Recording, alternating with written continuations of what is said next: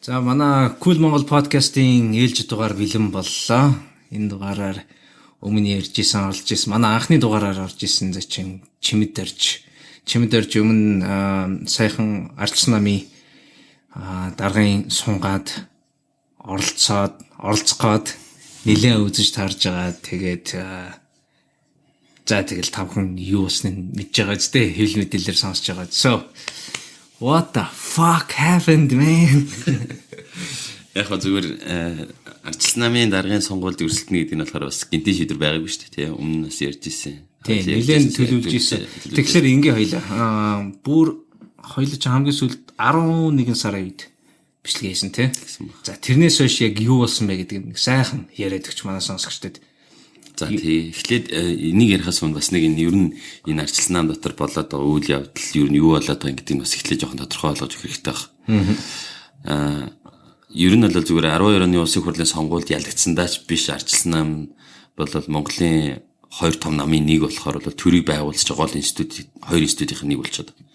Тэгтэл энэ дотор нь өөрт нь ямар асуудлууд байна вэ? Яагаад сонгуульд ялагдчих вэ гэдэг нь мэдээж ихний асуужсан асуулт. Гэхдээ дотор нь Арчсан нам доторх асуудал бол зөвхөн өнгөрсөн жил ч юм уу гарч ирсэн асуудал биш. Нэлээд олон жилийн өмнөөс энэ асуудал яригдчих эхэлсэн. Хамгийн тод яригдсан нь бол 2010 оны үеэс айгуу тод яригдчих эхэлсэн. Яагаад вэ гэвэл Арчсан нам бол 2008 оны улсын хурлын сонгуулийн дараа нэг бөө юм болсон шүү. 7 сарын 1-ний үйл явдал болоод тэгээд тэрний дараа Арчсан нам бол хамтарсан засгийн газарт орсон. Тэгээд хамтарсан засгийн газарт ороод намын дараа шадар сайд болоод ингээд ажилласан алтан үеиг дараа ажиллаж байсан тэр үед. Тэгээд тэр үед бол Арчсан намын гишүүд дотор нь ер нь Арчсан намын үнд зүйлс үзэл баримтлал гэж юм байд юм үгүй юм уу гэдэг асуулт тавигдчих эхэлсэн. Тэгээд тэр үед ч гэсэндээ би бас одоо хасаатар гэлцлуутай бас нийлээл бид нэлээд олуулаа л да. Нийлээл бас Арчсан намын их хурлыг хуралдуулах хэрэгтэй байна гэдэг шаардлага тавиад бас амжилтанд хүрээгүй улс төрийн тэмцэл болоод өнгөрсөн л дээ тэр бол. Тэгээ өнөөдөр бол яг харахад Арчсан нам дотор бол гурван гол асуудал яг амар том асуудал болсон юм. Нэгдүгürt нь бол үзэл баримтлал нь байгаа юм уу үгүй юм уу? Одоо жишээлбэл улс төрийн үзэл баримтлалынхаа хувьд бол 1990 онд энэ арчилсан хөдөлгөөнүүдийн гаргаж ирж тавьж ирсэн нэг идеал юмнууд нь одоо яг энэ өнөөдрийн нийгмийн шаардлагад нийцэж байгаа юм уу гэдэг асуулт биш. Хоёрт нь Арчсан намын дотоод засаглал. Одоо бүр ингээд юугаа ихэ болцсон тэгээд дотоод сонгуулийн ерөөсөө ротацны явахаа болоод үндэсний зөвлөх хорооны гишүүднээ сонгогдсон 7 жил ерөөсөө сонгогдоогүй тэгээд тэр нь яагаад сонгогдоогүй гэхээр янз бүрийн шалтгаан хилээд ингээд сонгогдохгүй дотоод сонгуулаа зогсоодсон байсан. За 3 дугаарт нь бол энэ намын одоо лидерүүдийг яаж ихчид тодруулах вэ? Ер нь энийг бид нэр хүний талаас нь хийж чадах уу гэдэг ийм 3 асуулт байсан учраас бол шинжлэлийн хөдөлгөөн гэдэг нэг баахан залуучууд нийлээ яваад исэн чинь хоёр гол төвлөрж яасан асуудал нэг нь үзэл баримтлал нэг нь бол дүрм журмаа шинжилээ. 3 дугаарт нь энэ намын доторх институтүүд намын даргыг энэ анхшны гишүүдийн оролцоотойр сонгодог болъё гэсэн ийм том давлгаа хөдөлгөөн явсан байхгүй. Тэгээд би тэрийг уулзж байхад бол бүх юм дөнгөжл ингээл одоо суурьуд нь тодорхойлогдчихснаас яг одоо өнөөдрийн өндөрлөгөөс гэх юм уу эргээд харахад бол нэлээд олон юм өөрчлөгдсөн байна л да. Тэгээ тэр үеэс бол ер нь 9-р сар 10-р сард бол Арчсан нам төрхийн үзэл санаагийн үзэл санаа нь ямар байх хэвээр юм бэ гэдгийг ярилцсан. 2-дугаарт нь дүрм журм нь ямар байх хэвээр юм бэ гэдгийг ярилцаад тэгээд Арчсан намын 48 дугаар үндэсний зөвлөх хорооны хуралдаан бол ингэж хойшлогж явсаар хагаад нэг юм хуралдсан. Тэгээд хуралдаад бол яасан бэ гэхээр их хурлыг хуралдах товыг зарлаад тэндээс хоёр ажлын хэсэг гарахгүй үндсэн дүрм шинжлэх үзэл баримтлал шинжлэх гэл нөгөө хоёр юм гаргаж ирээд тэгээд 12 сарын хэдэнд боллоо. 12 сарын 6-нд их хурл болсон. Тэгээ их хурл болохоос нэг 16 хоногийн өмнө үндэсний зөвлөх хорооны хоёр ажлын хэсэг гаргаад би бас нэг ажлын хэсэгт нь ороод үндсэн дүрм шинжлэлийн ажлын хэсэгт нь ороод ажиллаад тэгээд дүрмийг бид нар ингээд боловсруулад ямар ч байсан ерөөсөө энэ Арчсан намт руу байгаа болохгүй асуудал нь одоо гишүүнээсээ тэр сонгуульд албан тушаалтнууд нь холдсон байна гэдэг өмнө хоёлаас ярьж байсан шүү дээ. Тэр ингээд дүрмээр нь хийгээд дүрмэнд нь тусгаад тэр их хурл дээр өргөн бишсэн.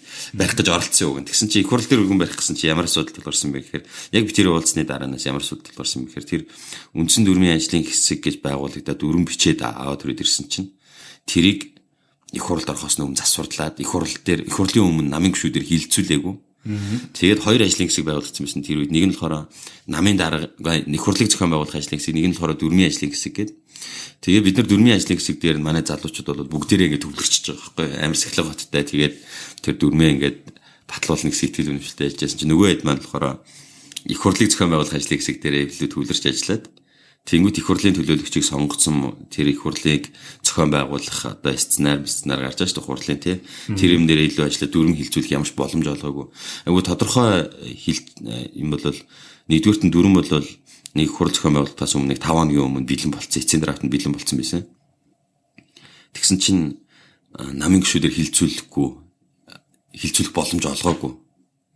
Ямар ч хилцүүлэг хийлгүй боломж олгоогүй гэдэг нь юу гэсэн үг? Боломж олгоогүй гэдэг нь одоо хилцүүлэг тэднээс тэдний орон зохион байгуулалтыг хөдөө орон зохион байгуулалт нь тэгэхээр төсөв санхүүгийн үед боломжгүй байна ч гэдэг юм уу наатан дээр чи эргэж харах юм байна гэдэг нь намын удирдлага одоо жишээлбэл шууд тодорхой хэлэх юм бол эрхэм баяр даргын хийж байгаа үйлдэлтэй ер нь бол тэгээ тэр дөрмийн ажлын хэсэг дээр бас нэг бидний бас гинцэн гэх юм уу да юм бол ямар ч практикийн төлөөллүүд нь ирэхгүй яг идеолог маягийн хүмүүс нь цуглчаад ингээд хилцээ яваадсан байхгүй.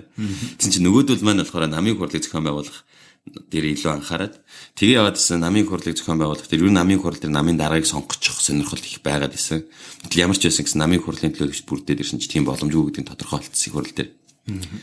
Тэгээд их хурлын өглөө их хурл дээр бид нар манай залуучууд бүгдээрээ дээл өмсөөл яваад очиж байгаа л да шинжлэх шийдгээл дээл өмсчөөл яваад очив. Попрол гэл хүмүүс нэг талаасаа бас тийм яг зүрх талаас л хандсан л л дээ. Хүлээж явсан нь бол тийм яг бид нар хэлсэн бэ гэхээр яг дээл өмссөн бэ гэхээр 90 онд эднэр яг дээлтэй зогсож ирсэн байхгүй өөрсдөө. 90 онд бол арчсан намын одоогийн лидерүүд гэж байгаа хүмүүс улс төрийн товчоо орхицроо гэдэг дээлтэй зогсож ирсэн байхгүй гудамжинд. Тэгээ бид нарыг бас нэлээд олон өмнө нь бол сүүл явдлууд дээр гудамжны гэсэн өнгө аясаар хандаад ирсэн учраас тодорхой хэсэг бүлийг нам дотор тэгээд ирсэн учраас бол бид нар яг 90 оны сануулгын тулд яг дээл өмсч чадсан байхгүй тэр их хурл дээр. Тэгээ их хурл дээр очисон чинь яасан бэ гэхээр их хурл 1000 дээлтэй явжсэн. 1000 гаруй тэр дээл нь бас яг зарим анган байсан л да. Гэтэ бүрдүүлж байгаа имижийн л юу байгаа. Тийм, болон тэр нэг илэрхийлж байгаа санаа нь л тэр байна. Тэгээд их хурлын өглөө ингээд яваад очсон чи их хурл дээр дөрмийн төсөл хевлээд их хурлын гишүүдэд анхудаага гэж байгаа байхгүй. Тэрнээс өмнө бол одоогийн намын дарга болсон байгаа Эрдэнэ гишүүн бол намын үжил баримтлал үндсэн дүрмгээд өөрөө боловсруулад хевлээд бүх намуудаар анхаачны намаар тараацсан учраас бол тэр их хурд ирж байгаа хүмүүс маань тэр Эрдэнэ гишүүний дүрмийг жинхэнэ дүрм гэсэн ойлгоцсон ирж байгаа байхгүй их хурл дээр. Тэгээ хүрээд ирсэн чинь шал бидний боловсруулсан ажлын хэсэг дээр боловсруулсан дүрмээс өөр дүрм хүрээд ирж байгаа байхгүй. Энэ тэгэд Эрдэнэ хийсэн ажил байсан юм уу? Тэгээд ийм асуудал байсан. Хин хийснээ нь бол тэр үед бид нар бол мдээгүй. Тэгээд бүх асуудал байсан. Ямар ч байсан шал өөр дүрм хүрээд ирсэн. Тэгээд тэр дүрмийг хилцэх ямарч боломжгүй болчихж байгаа байхгүй. Яг тэгвэл анх удаага үзэж байгаа. Тэр чинь нэлээд олон хуудас цаас шүү дээ намын дүрм гэдэг чинь бол тэгээ хурал дээр хүлээж авч байгаа. Тэгээ хурал дээр хүлээж авч байгаа. Хурлын төлөөлөгч нь ядаж ойлголтгүй ирж байгаа. Өмнө нь болохоор Эрдэнэ гишүүний тараасан дүрмийн төсөл ингээд тарцсан байсан. Тэгээд тэрийг юусоо юу яаж байгааг хүн байхгүй, мэдж байгаа хүн байхгүй, ялгааг нь ч мэдэх хүн байхгүй болчихж байгаа байхгүй. Тэгээд хамгийн эхлээд их хурлын тэр чинь аягүй сонирхолтой юм болсон. Манай намын өмнөх дүрмэнд байсан үндэсний зөвлөлт хорон өөрөө тэр юг их хурлын тэргүүлэгчдийн сонгогдсон байгаа байхгүй. Тэгээд хоёр залдаа намын дүрмэн дээр их хурл өөрсдийнхөө тэргүүлэгчийг сонгож болно эсвэл үндэсний төлөвлөхөөр бас томилж өгч болно гэсэн тийм сонинд зохицуул хурлыг удирдах хүмүүсийн үндэсний зөвлөхөөрөө юуад гаргаад өгсөн. Их хурл яг зохион байгуулах урд өдөр нь үндэсний зөвлөхөөрөө бас хуралцсан. Тэгээ дүрмийг авч хилцэж байгаа байхгүй. Тэгээ уг нь бол бидний ойлгосноор бол үндэсний зөвлөхөөрөө бол ажлын хэсгээ байгуулсан учраас бол тэр ажлын хэсгийн ажиллаа хийсэн тэрийг одоо сайшаагаад гэх юм уу да тэгээ дэмжээд их хурлаар хилцүүлэх хэсгийг шийдвэрлэнэ гэд хуралдсан юм шиг байна. Гэхдээ тэр хурал дээр би байгааг болохоор яг юу болсныг бол мэдэхгүй. Гэхдээ ямар ч байсан тэр хурал дээр бол нэлээд тийм редакцийн өөрчлөлт орсон гэж ярьж байгаа байхгүй. Тэгээд их хурлын эхний өдөр бол тэгэл ерөөхдөө бол хонхны дуу гişиглээл 90 оноо санагдуулаад тэгэл сонгуульд ялагдсан байгаа намынхны уур амьсгал бол мэдээж намаа бас нэг тийм өмөөрх хандлагатай тий. Тэгэл намын дарга илтгэл тавиал ардын намын дарга гэдэг нь тэр үед нь хэм байсан. Инх болд.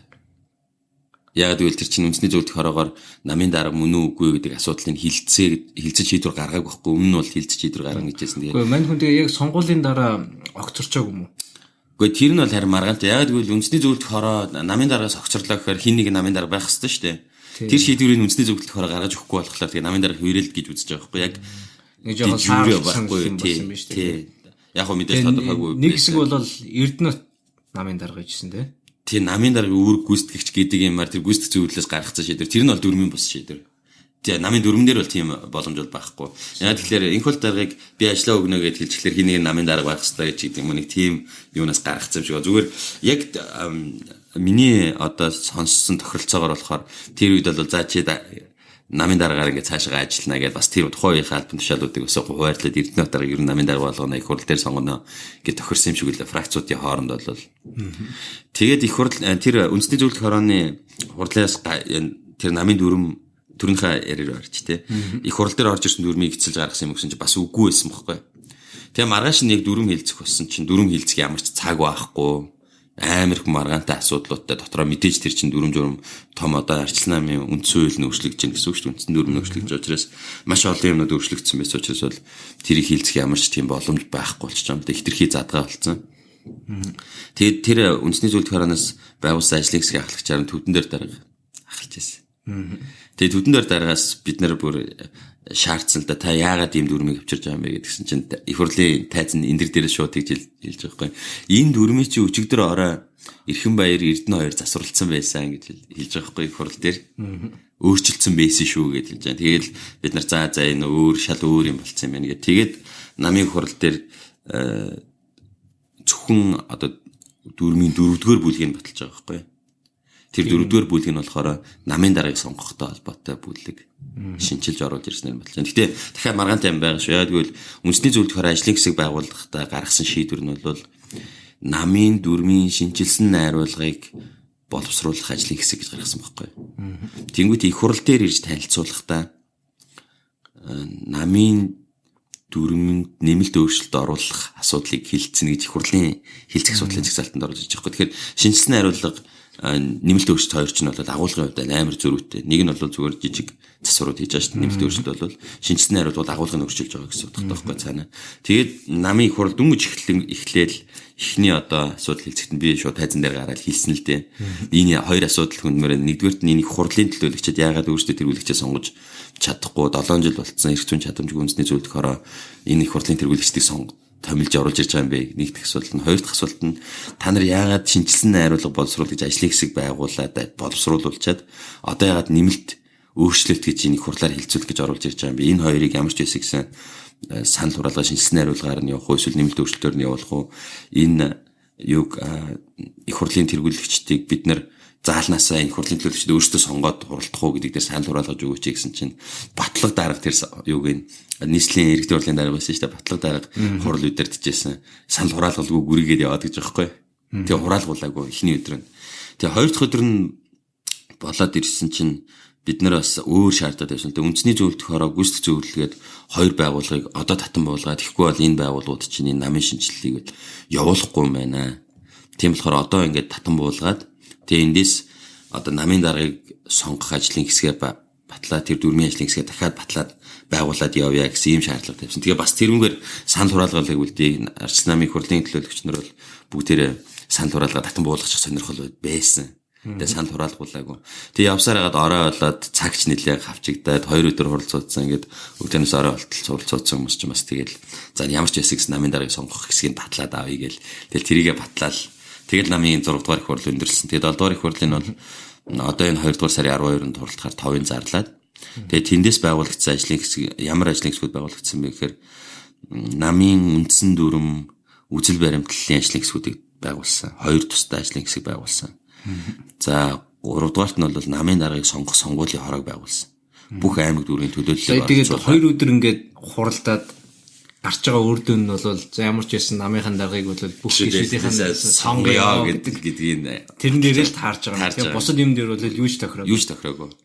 Тэгээд тохиролцож байгаа юм нь бол гаргасан шийдвэр нь бол ингэж байгаа. Намын шинжиллийн хөтөлбөр гэдэг юм баталж байгаа. За ийм юмнуудыг агуулсан шинжиллийн хөтөлбөр байх юм шүү гэ. Тэр нь бол манай энэ нээлттэй арчилсан нам шинжилгээний нэгдсэн хөтөлбөрийн залуучуудын гаргасан гол нөгөө юм зарчмууд нь тодорхойлцсон байсан. Тэр зарчмууд нь тэр чигээр батлагдаж байгаа. За 2 дугаарт нь тэр 2 ажлын хэсэг байгуулж байгаа үндсэн дүрмийн болон үзэл баримтлалын шинжилгээ. За тэгээд дахиад намын даргын сонгуулийг зохион байгуулах ажлын хэсгийг байгуулж байгаа. Тэгээд намын 7 дугаар их хурлын 5-ыг зарлаж байгаа байхгүй.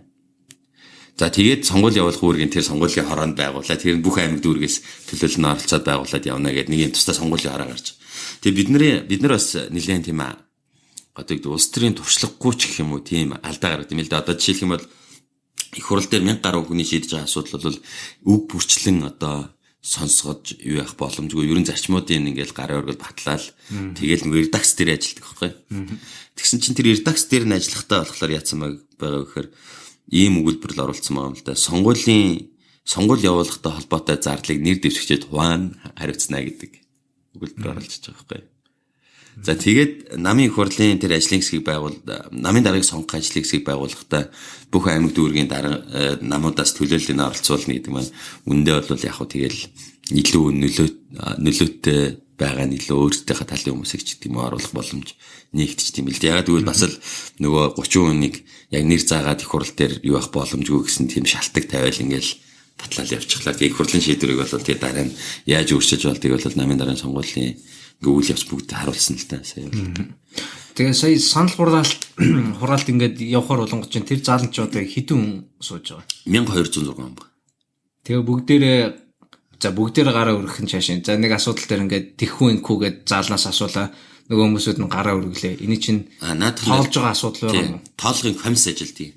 Тоолгын комисс байгуулцдаг байхгүй. Тэгээд тоолгын комисс нь баг 30 гаруй хүнтэй тоолгын комисс. Тэгээд ингээд суудлуудыг ингээд секцээр ингээд хуваачиж жагаад тэгээд тэр доторхойгоо ингээд хяналттай тоолоо явуулдаг байхгүй. Тэгээд тоолго бол хоорондоо тийм нэмээд дүнгийн гаргаад энэ доктор тайзан дээр сууж байгаа болгоо чи ингээд харж байгаа л цаа.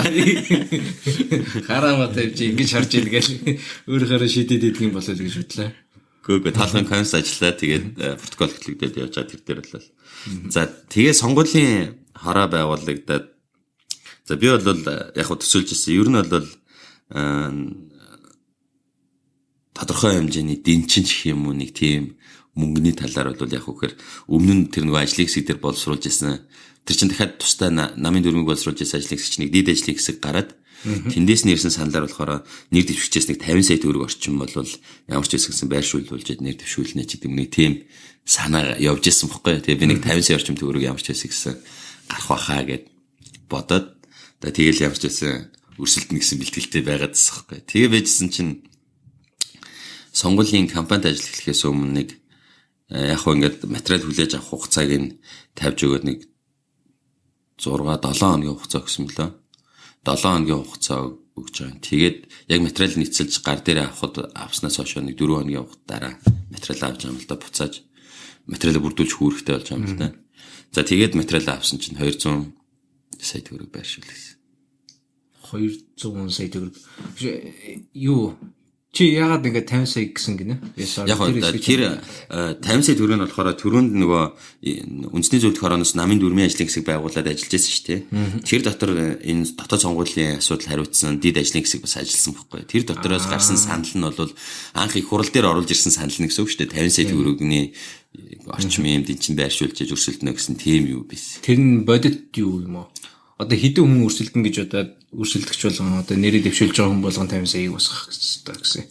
Тэр ерөөсөө тавиагүй. Тэр бол бас л сонио. Яг намын даргад ингээд мөнгөний босго тавьж ингээд хариуцлагын одоо тэр бол яг дэнчингийн утгаар орж ирж байгаа байхгүй. Чи намын даргад өрсөлдөн гэсэн шийдвэртээ үнэхээр өрсөлдөн гэж байгаа бол чи санхүүгийн хариуцлага хүлээх хэрэгтэй. Тэгэхгүй чи нэр дэвшнэ гэснээр дараа нь тэрийг дэмжээрэй гэд нэрээ татаад байдаг юм явдал гарч магадгүй гэдэг зарчмаар оруулж ирж байгаа. Дэнчингийн утгаар оруулж ирж байгаа байхгүй. Тэр 50 сая төгрөг сонгуулийн зардал гэсэн утгаар биш. Их хурал дээр гарсан шийдвэр нь болохоор сонгуулийн зардлыг хуваа санхүүжүүлнэ гэдэг шийдвэр болчихж байгаа байхгүй. Өөр болоо гараад ирж байгаа. Тэгээ тэнгүүд тэрнээр нь бол мөнгө яригдаагүй. Тэгсэн чинь нөгөө сонгуулийн тэрийг нь тэгээд та нар суужсэн залуучууд ерөөсөө анзаараагүй юм уу тийм бид нар болохоор яг нь улс төрийн туршлага тутаж байгаа юм л да. Тэр нь яг манай Эрдэнэ өрнөх гэж залуу бид штэ манай шинжилгээ гэдэг тийм. Манай ажилтнууд Эрдэнэ өрнөх бол яг хэлжсэн байхгүй. Наадах чи 2-300 сая төгрөг болоод ингээд бүгдээрээ өрсөлдөж чадах хүн гарч ирэхгүй болонгууд нэрээ татаад сүүлд нь 2 хүн тэрбум төгрөг гаргаад өрсөлдөх хэрэгтэй болох юм биш үү наадах чинь гээд хэлжлээсэн л да. Тэгээ тэрийг нь бол сан тураалахгүй болохоор тэгэл батлагчиж байгаа юм л да. Тэгээ редакцийн төвшөнд засварлана гэдэг одоо ирсэн чинь нэг сонгуулийн зардлыг хуваах болсон байсан. Тэгээ сонгуулийн зардлыг тооцохдоо бол 2.5 тэрбум төгрөгийн зардал гарах юм байна гэж тооцож гарч байна. Тэгээ тэр нь одоо үндэслэлтэй юу? Тэр нь бол үндэслэлтэй. Тэрний 1.2 тэрбум орчим нь бол сонгуулийг зохион байгуулахтай холбоотой зардлууд байна. Одоо энэ бүх 21 аймаг 9 дүүрэгт явсан уулзалтын зардал сүүлд нь тэл санал хураах Улс орон дээр бүх сум хороонд санал хураах байр ажиллаад санал хураад тэн дээр чинь хяналтын ажилтнууд ажиллаж байгаа тийм учраас бол 1.2 тэрбум төгрөг нь бол тэрний зардал. За 1.3 тэрбум төгрөгийн зардлыг нь бол яа гэсэн бэ гэхээр энэ нэр дэвшигчид чинь юм ялгаатай сурчлагын материалууд хийгээд ялгаатай сурчлагыг явуучих юм байна. Тэгэхээр илүү их мөнгөтэй илүү их зардал гаргаад бага мөнгөтэй бага зардал гаргахаар тэнцвэргүй өрсөлдөөн болно. Тийм учраас өрсөлдөөний тэнцвэржүүлэх зорилгоор мөнгнүүдийн эхэл цуглуулж аваад тэгээд зөвхөн намаас зөвшөөрөгдсөн сувгуудаар яг ингээд ижлэхэн сурчлагаа явуулна. Бүх хэвлэл материалуудын нэг ижлэх материал хэвлэнэ. Ч гэдэг юм нэг материал дотор ижлэх хуудасны зай өгөн ч гэдэг юм уу. Тийм зарчим баримтлаад явуулъя гээд 1.3 тэрбум төгрөг дахиад тусдаа 1.2 1.3 гээд нийтдээ 2.5 тэрбум төгрөгийн зардал тавьж байгаа байхгүй. Тэгээд яг нэр дэвшигч нартай өсөлтөө илэрхийлсэн байгаа хүмүүстэй уулзсан л да ер нь энэ зардлыг яах юм гээд тэгээд 1.3 тэрбум нь бол шаардлагагүй нэр дэвшигч нар олонхын санал нэгдээд нэр дэвшигч нар гэждээ одоо алтан үеийг дарга бол өрсөлдөнө гэж мэддэгдээгүй байсан. Эрдэнэ дарга гişүн бол бас одоо намын дарга эрдэнэ дарга бол бас юу байгаагүй байсан. Нэр дэвшнэ гэж бас материал ирүүлээгүй байсан. Тэр үед бол Батсандан, Лууган төмөр би эрдэнэ даргаыг төлөөлөд хүн ирж исэн юм байна. Тэгээ ярилцаад ер нь бол инхэл даргач гэсэндээ байсан. Ер нь бол энэ 1.3 тэрбум төгрөгийг нь бол заашгүй заавал цуглуул шаардлагагүй байна. Зүгээр 1.2 тэрбум төгрөг сонгуулийн зардлыг санхүүжүүлэх ёстой. Тэгээ тэрийг 6 он тугаачингууд чинь 200 сая төгрөг болчихж байгаа байхгүй. За тэгэхээр нь бол би асуусан. За мэдээж намын хуралдаас гарцсан шийдвэр юм байна. За энийг бол хүндэж үзэх ёстой. Тэгтээ 200 сая төгрөгийг 4 хоногийн хугацаанд цуглуул гэдэг чинь шудраг биш байна. Яагаад гэвэл энэ чинь хоёр талтай. Нэг над чинь шууд одоо намын хурлаас гаргасан шийдвэрийг ч гэсэндээ дахиад гуйлж байна. Наад зардал чинь бол хугацааны ихэнд бүгдээрээ гарах зардал биш ээ. Тийм болохоор одоо би тэг 4 хоногийн хугацаанд нь цуглуулад нэг 100 гаруй сая төгрөг цуглуулчих жоох байхгүй. Тэнгүүт нь 100 сая төгрөгийг би одоо өгчөө дахиад 100 сая төгрөгийг өгөхөд надаа сонгуулийн кампанийн хугацаа чинь 40 хоног үргэлжилж байна. Би 20 хоног дотор дахиад 100 сая төгрөгийг босгоод өгчөө. Тэгэх юм бол наад сүүлд нь санал хураах зардал чинь босчихно. Хэрвээ би энэ юуны 20 хоногийн хугацаанд энэ 100 сая төгрөгийг босгож чадахгүй бол би миний нэрийг одоо юу гэдэг нь саналын хуудаснаас хасчих хаа надад гомдлгүй те. Би ингээ өрсөлдөж явж байгаад мөнгө босгож чадахгүй бол хасагдчих болж байна гэсэн нэг тийм санал тавьсан. Хоёрдугаарт нь бол ямар санал тавьсан бэ гэхээр нам бол бас өөрөө нэр хүндтэй арчс нам бол 170 мянган дэмжигчт нь гişүүд нь байж байна. Энэ хүмүүсийн дунд хандвийн аян зохион байгуулалт намаас зохион байгуулах юм бол ханд босноо. Одоо энэ сонгуулийн зардлын ядаж 50% нь босгох тал дээр нам ажиллаач гэсэн тийм бас хүсэл тавьсан. Тэгээ аль алийг нь бол хүлээж аваагүй л дээ тэгэл хэсэгдсэн. Чи 100 сая төгрөг босгосон гэдэг нь тэрийг хаанаас босгосон? Гэхдээ 100 сая төгрөгийг яг уу хаанаас ч ихэвдээ одоо эхлээд бол ингэж Facebook би мөнгө надад мөнгө өгч магадгүй гэжсэн хүн болгон руу баг уцаар ярьсан. Эхлээд бол Facebook, Twitter, social network-ээр ингээд хандвийн аян явуулж байгаа. Social network дээр суурлаа. Тэгэхээр бол яг уу хандив бол босох юм билээ. Нэг 100 мянга, 50 мянга, 10 мянган төгрөгөөр. Гэтэ 10 мянгаас бага бол хийдгүй юм лээ шүү дээ бас ч гэж хүмүүс. Тэгээд тэр нэг ихтгэл үнэмшилтэнд энэ чинь тавиад ингээд мөнгө өгөөд. Гэтэ тэр чинь ингээд цуглаад нэг 20 сая төгрөг, 10 сая төгрөг лээсэн баг. Тэр жижиг за дээтэл нэг 500 мянган төгрөг хүртэл ингээд цуглаж байгаа нь бол нэг 10 сая төгрөг лээсэн баг. Тэгээд яг хуу найз нөхдүүд тэгэл дэмждэг нэг арай ойрхон мэддэг таньдаг хүмүүс шүү дээ. Тэр хүмүүс чинь ингээд 5 сая төгрөг, 3 сая төгрөг хийгээд харуулбал босчдөг юм билээ. Мөнгө өгж явахдаа тэгээд юу гэж хэлж байгаа? За мөнгө өгөхөөрөө тэгэл за чи юу бодож байгаа тэрийг хийгээрэй л гэж байгаа л да. Яг хөө зүгээр мэ явж ийн нэг үү? Тийм гарахгүй юм байл. Яг тэгэхээр над 8 байхгүй тий. Яг хөө надаа яг үндэ бол сая бол ингэсэн л дээ. Ханд өгсөн хүмүүс. Чи даргалчид манайгаа юу болгоо. Тий. Ханд өгсөн хүмүүс нь айгу гоё хандилэгчтэй л дээ. Яг тэгэхээр намайг дарга болно гэж итгэхгүй байгаа. Яг одоо тийм итгэл бас төрөхгүй байсан л дээ яг үндэ. Тэгээд тэгтээ ямар ч байсан гэсэн дэмжиж гэсэн үднээс ханд өгсөн байхгүй. Хөдөлгөөн тамаа шинжлэх гэсэн. Тий. Манай хөдөлгөөний залуучууд ч өгсөн. Манай намынхан ч гэсэндээ фракц мараксныг харгалзахгүй хүмүүс бол танд өгсөн нөлөө өгсөн юмс. Тэгэл хасагдчихал тэгэл буцаагаад мөнгөнүүд юм. Хасагдчихад гэдэг нь чиний одоо тавьсан саналаа чинь хүлээж аваагүй л гэсэн. Хүлээж аваагүй тий. Хүлээж аваагүй бол учраас бол 5 нэр дэвшиг намайг хасаал 5 нэр дэвшиг бүртгэж аваад цаашаа явж байгаа юм. Тэгээд буцаагаал нэг тэр чинь гэсэн амар нийтээ явсан 110 сая төгрөг 120 сая төгрөг ингээд төвлөрчөөд тэгээд нөгөө хасагдаад би нөгөө банк ороод нөгөө юм буцааж мөнгө өгөх хэрэгтэй болоод бүртгэл тэгээд яг банкн дээр очиж чадахгүй бас нэг хэд хоног алдаа 3-4 хоногийн дараа очихгүй. За нэг 5 хоногийн дараа үзсэн чинь дахиад 50 сая төгрөг өгцөхгүй 170 сая төгрөг. Тэгээд буцаага 170 сая төгрөг буцаагаад хараасан чинь 8 сая төгрөгийн өртөөлдөж. Тэр нөгөө дунд нь ингээл бас үйл ажиллагаа явагдаад байгаа юм чинь тий ханд яарах хэмжээгээ тийм цаг хүлж явсараад өртөөлчихсэн л. Тэр нөгөө ямар World Wine нэлээ тий тэр ресторан дээр ханд яарах хэмжээгээ би тэрэн дээр ч асуужсэн л да. Ачаад хараад тэгээд яг сошиалар бас нэлээд л явсан юм байл л дээ тий. Гэтэ яг ханд бол ийм сони юм билээ. Яг ялангуяа хэрэв намын дарга болох магадлал 50-аас илүү байсан бол ханд ямар ч асуудалгүй бас нэг талаас хоёр талаас хүмүүс өөрсдөө ирээд өгөх юм л. Зүгээр сүлд нь ханд өгцсний дараа ингээ харж байхад надад бас шал өөр ихтгэл төрсөн. Яа тэгвэл одоо жишээлх юм бол манай нам чи ингээ дотроо фракцуудтай шүү дээ тий. Тэр фракцууд дотор ингээ итгэвтэй явж байгаа. Тэр фракцуудыг ингээ дэмждэг тим хүмүүс надад ханд өгцсөн мэл. Гэтэ миний ханд уулзалтан дээр ирээгүй. Ил одлоо чамайг дэмжиж байгаа шүү гэж хэлээгүй тий. Буцаад холбогдоход бол тийм хүмүүс ханд өгсөн тохиолдол зэнлэн гарч ирдээ баггүй мөнгө өгсөн тохиолдол гарч ирж лээ л тий. Нөгөө нөхдүүд нь тэгээд бас лоо мөнгөтэй гараад байна тий. 4 хоногийн дотор бол 200 сая төгрөг босгоод гаргаад ирсэн. Тий яг зүгээр мөнгөтэй ч гэхээсээ л одоо зүгээр сураг сонсоход бол ингээл нэг данснаас мөнгө нь ороод ирчихэж байгаа тохиолдол гэсэн байж л байгаа байхгүй. Гэхдээ ер нь бол зүгээр зарчим нь яг адилхан байх хэрэгтэй шүү дээ өрсөлдөж байгаа юм чинь тий.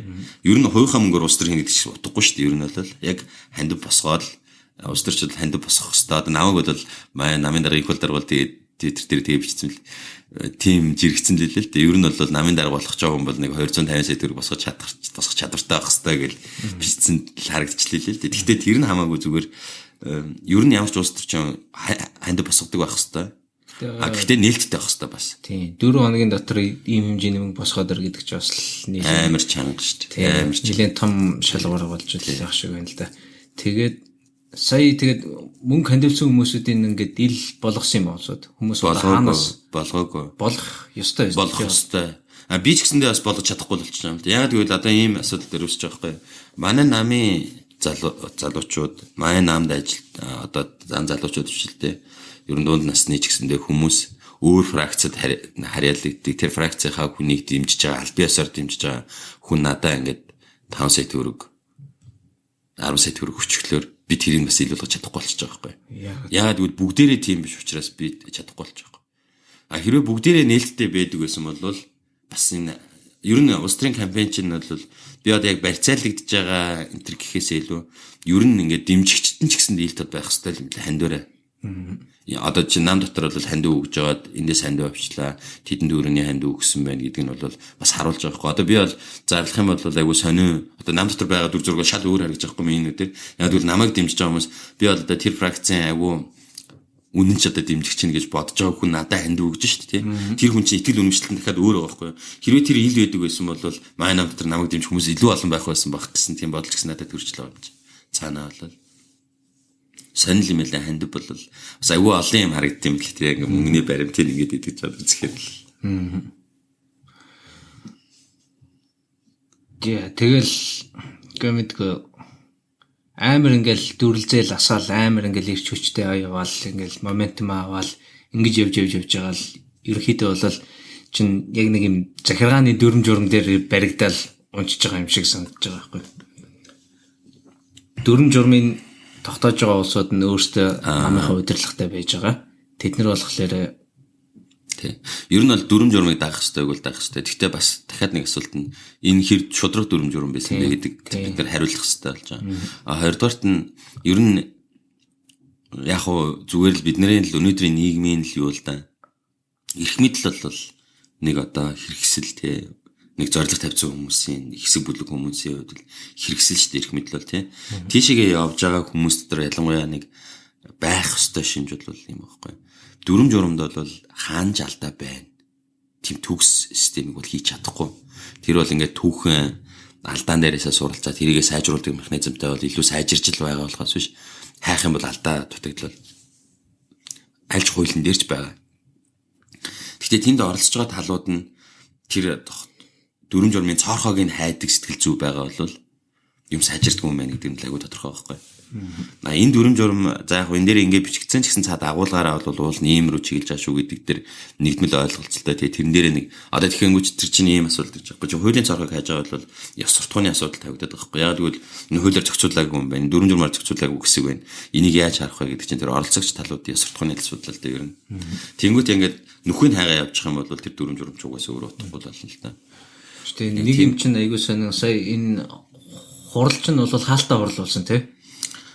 Олон ерөнхийдөө бол ингээ хэвлэл мэдээлэлүүд олон талаас нь ингээл репорт гаргаад тийм юм болж байна. Гэтэ яг хурал дотроос нь бол хурал доторх үйл явц нь бол хаалттай байгаа гэсэн. Хаалттай. Тэр бол яг яг сэтгүүлчдэд нээлттэй нэг юу арга хэмжээнд явж байгаа шүү дээ тий. Тэгээд болж байгаа гэдгийг мэдж байгаа болохоос яг юу болж байгаа гэдгийг нь мэдж байгаа. Хаалттай горимруу шилжиж байгаа. Тэгээд мандаттай хүмүүс л уралдаж байгаа юм л да дотроо бол. Гэхдээ тэр нь бол бас хоёр талтай л дээ. Яг бүх юм хаалттай бол биш шүү дээ. Одоо жишээлх юм бол би хуралдтай болсон үйл явцыг яриад сууж шүү дээ тий. Арслан намын гişүүд тэнд байжсэн хүмүүс ч гэсэндээ шууд Facebook-ээр лайв хийгээл хүмүүст хүргээл гэсэн мэдээлэл нь бол. Гэтэ яг нөгөө хамгийн одоо олон уншигчтай хамгийн олон юутай дагагчтай нэмшигчтэй тийм хэвлэл мэдээлэл хэрэгслээд бол ерөөсөө ороод мэдээлэл гаргаж өгөх боломжгүй л тэр бол боломж. Тэгэл үр дүнгийг гаргаад ингэж тохирсон байна. Ийм шийдвэр гарсан байна. Одоо мөнгөний сонгуул болж ийн эднэр гэл яг нэг тиймэрхүү ус төрийн шин чанартай юмнууд ингээл мэдээлэлд явж ил байсан л да.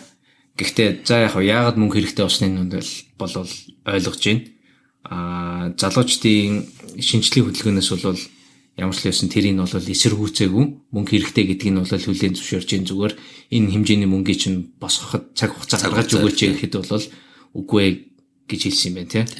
За тэгээд сонгуул бас амар хаалттай болсон юм шиг санагдсан. Би тэгэл өдөр болгоо ингээл Facebook, Twitter дээр ороод тэгэл нэг хэдэн мэдээллийн сайтуудаар ороод ингэн гот чинь нөгөөдөл чинь яг нэг орон нутгаар ингээл яваал юм хийгээд байгаа болохоор бас тэр болгон сурвалжлагч нар дагаж яваагүй. Сонирхолтой, маш сонирхолтой тоо баримтууд гарч ийн. Одоо яг би эцсийн байдлаар бол наривчлж бүгдээр ингэ бол шалгаж үзэж амжаагүй нь л дээ. Гэхдээ одоо эхний байдлаар гарсан байгаа мэдээлэл бол 176 мянган хүн бүртгүүлсэн. Бэн нийтдээ бүртгүүлсэн. За тэгээ бүртгэл дээр ихэд л ийм асуудал гарч байгаа л дээ. Нэгдүгээрт нь бол нөгөө нэг арчилсан манай хөдөлгөөний нэр чинь нээлттэй арчилсан нам шинжилгээний нэгдсэн хөдөлгөөн гэдэг байгаа шүү дээ. Тэр хөдөлгөөний баримтлажсэн гол зарчим нь арчилсан намын жирийн гишүүдийг үйл ажиллагаанд нь оролцуулах боломжийг хангаач гэж.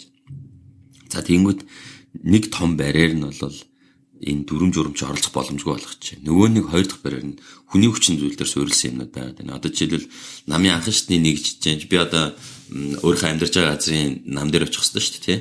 Тэгээ очиод би тэр одоо дүүргийн ч гэдэг юм уу эсвэл одоо тэндээс сонгогдсон улсын хурлын нэг гишүүнийх нь ч юм уу тий эсрэг байр суурьтай хүн байвал тэр намаас ингээ гадуурхад үйл ажиллагаанд нь оролцуулахгүй байдаг байхгүй.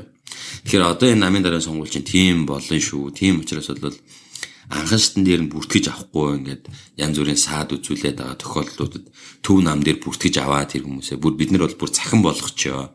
Онлайнаар бүртгүүлээ саналаа өгөхийг өгчөө гэсэн шаардлага тавьсан байхгүй. Уг нь бол тэгэл их хурлыг намын дараагийн зохион байгуулах хороо шийдвэрлэхтэй болохоор за ямар ч байсан гэсэн төв нам дээр бүртгэж авъя гэж байгаа зэ эхлээд. Тэгээ 176 мянга дотор чинь 16 мянган төв нам дээр бүртгүүлсэн. Тэнд манай парламентын гишүүн байсан хүмүүс ч л байна. Манай хөдөлгөөний залуучууд ч л байна. Ер нь хаасаагүй бүгд л байгаа. Тэгээд яг үгээр одоо төв намын байр дээр дандаа л хотод байгаа л болсоод байгаа. Хотод байгаа хүмүүс л голдуу бүртгүүлж байгаа юм л да. Гэхдээ яг нөгөө дүүргийн нам дээр нь одоо намын үүр дээр нь бүртгэж авахгүй ямар нэг саад дотор учруулад байгаа тохиолдлуудыг бүгдээрээ ингээд төв нам дээр авчир бүртгүүлж байгаа байхгүй. 16 мянган хүн бүртгүүлж байгаа байхгүй. Тэрнийг бол одоо жишээл тэр 16 мянган хүнийг бол бүртгэлээс хасчихж байгаа байхгүй. Санал өгөхийг хасчихж байгаа байхгүй.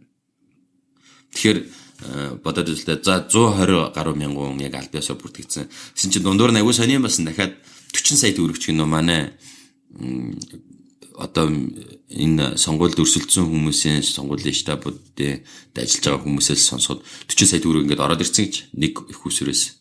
Тэгээ хүмүүсийн нэртэй тэдэн үний одоо санхүүжилт байгаа маяг ороод ирсэн гэд. Тэгээд Тэр нь бол ингээд сүлд нь хасцсан л та. Тэгээд 120 мянган өнгөлчихөж байгаа байхгүй. За 120 мянгаас чи 16 мянган дахиад хасчихж байгаа байхгүй.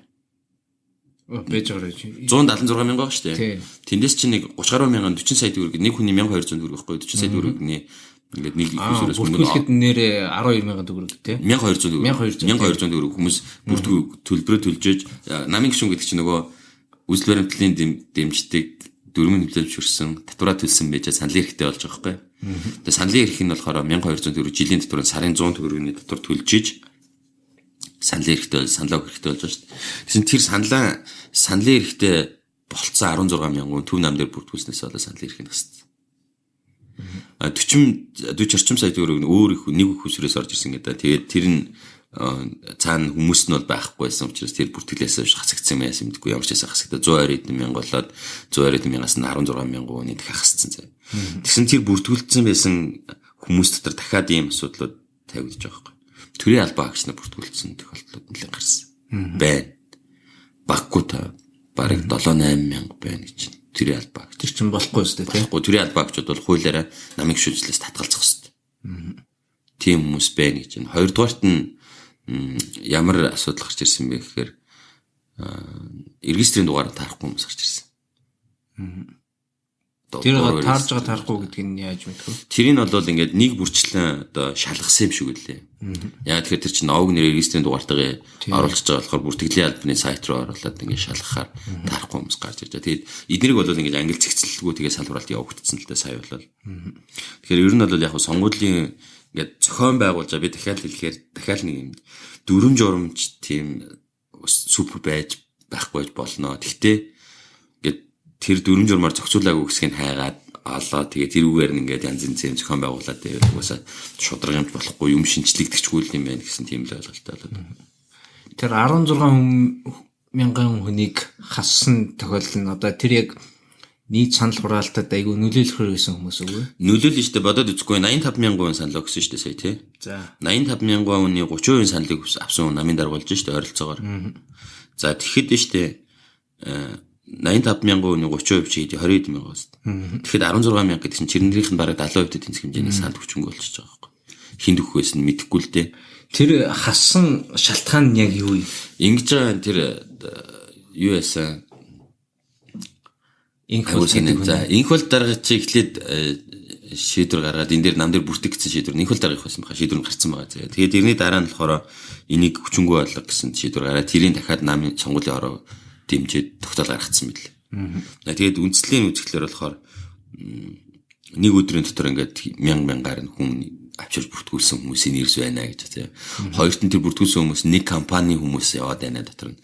Тэр бол тэр ямар байх нь ямар ч хамаагүй байхгүй тий. Нэг өдөр бүртгүүлсэн байх уу, нэг компани хүмүүс байна уу. Тэр хүмүүс чинь арчил намын дүрмийг зөвшөөрөд татвараа төлсөн хүмүүс шүү дээ. Арчил намын хуулисны эрхтэй гишүүн болчоод тэгээд ирэх асуулж байгаа байхгүй. Тэрэн дотор нь одоо парламентын гишүүн байсан хүн ч гэсэндээ явж ил шүү дээ тий. Нам дээр бүртгүүлсэн. Тэр хүмүүсүүд нь тэгээд бүгдээр нэг хүнд өгөхөр өсөн хүмүүс юм уу? 16. Би бол ерөөсөө тэгж бодохгүй байгаа. Яагаад гэвэл тэр хүмүүс бол ямар шинж надад илүү ажиглагддаг нэг үйл анхны намууд ингээд одоо хажиглаад байдаг ч юм уу тий тэр тохиолдолд бүртгүүлж чадахгүй хүмүүс бүртгүүлсэн гэж боддог байхгүй. Яагаад гэвэл энэ чинь нээлттэй байх зарчим шүү дээ. Ямар ч үсэ гэсэн тэр оролцох барьергүй л байх хэрэгтэй боломжийг бүрдүүлж өгч байгаа шүү дээ. Гэтэ нөгөө талд нь тэр чинь хасж ийн гэдэг чинь ямар нэгэн шалтгаанаар л хасж байгаа шүү дээ. Яг хөө тэрэн дээр бол ийм үндэслэл гарч ирсэн юм шиг нэр дэвшигчдийн хувьд за яг аль биесны дурдсан үндэслэл нь биш. Би нэг хардсан юм шиг үлээ. Хин нь ингээд баах хүн авчираад бүртгүүлчихэд өөртөө санал өгүүлэх гэдэг байна гэж хардсан юм шиг үлээ. Тийм л юм болсон. Зөвхөн ингээд статистикийн хувьд хэлэхэд шүү дээ. Тэгээ зохион байгуулалтын хувьд ер нь ингээд харахад бол яг мэдээж энэ бол анхны аягүй зоримог үйл явцтай улс төр Монголын улс төрд ирж байгаа намын даргаыг лидерийн намынхны олон нийтэд сонгуулны гэдэг бол аягүй том өөрчлөлттэй. Гэтэ яг зүгээр аягүй алдаа дутагдaltaй юмуд гарч илээ цаашдаа бас. Гэтэ ерөнхий жанжин шугам нь бол ингээд ойлгомжтой болчихлоо шүү дээ. Тийм тодорхой болж өгч байгаа. Бүх олон нийтээс бүх гишүүдээс ингээд сонгож ирээд. Яг магадгүй нэг нэлээд төвхтэй санагдсан юм бол намын дараагийн сонгуулийг ер нь 2 үеиштэй зохион байгуулах нь зөв юм бэл. 2 удаа санал хураадаг болно гэсэн үг шүү дээ. Одоо ингээд бүх гишүүдэрээ саналаа авчингууд хамгийн өндөр санал авсан 2 хүн дээр нь дахиад санал хураалга болдог ч юм. Тэр нь бол арай илүү зөв систем байж магадгүй юм бэл. Оросд сонгуул нэг тиймэрхүү мэгэр болоод идэх үгүй лөө. Гэхдээ манай ерөнхийлөгчийн сонгуулиуд гэж байна шүү дээ. Тий. 50% илүү санал авч чадахгүй бол дахиад өрсөлд. Дахиад зардал гарна гэсэн үг шүү. Зардал гарна гэсэн.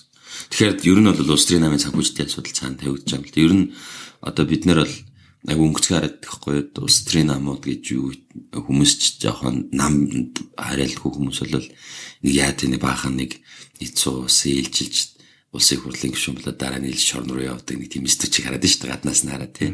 Гэтэл ерөөдөл тийм л юм болж байгаа шүү дээ. Хараад шүү дээ. Гэхдээ тийм ч ингээл нээлттэй болоод ингээл яваад. Тэр чинь дотоод засаглалаас нь болоод байна шүү. Дотроо ингээд засаглал нь ингээд ил тод байдаг санхүүжилтийн механизм нь ил тод үйл ажиллагаа нь ил тод байдаг бол тийм гарахгүй байхгүй. Яг тэгвэл тийм хүмүүс чинь тэр шатан дээр ингээд унчих шүү дээ. Тийш явж чадахгүй болж шүү дээ тий. Тэгээ тэгж чадахгүй байгаа тал. Тэгэхээр тэрийн зохион байгуулалт гэхэлэр мөнгө байхгүй байхгүй. Мөнгө байхгүй нэг нь хоёр ажилтнаар ярьж байгаа. Нэгдүгürt нь бол манай нэг хүнд ногж одод нэмтэх түн чинь $4,000 хүрэхгүй шүү дээ.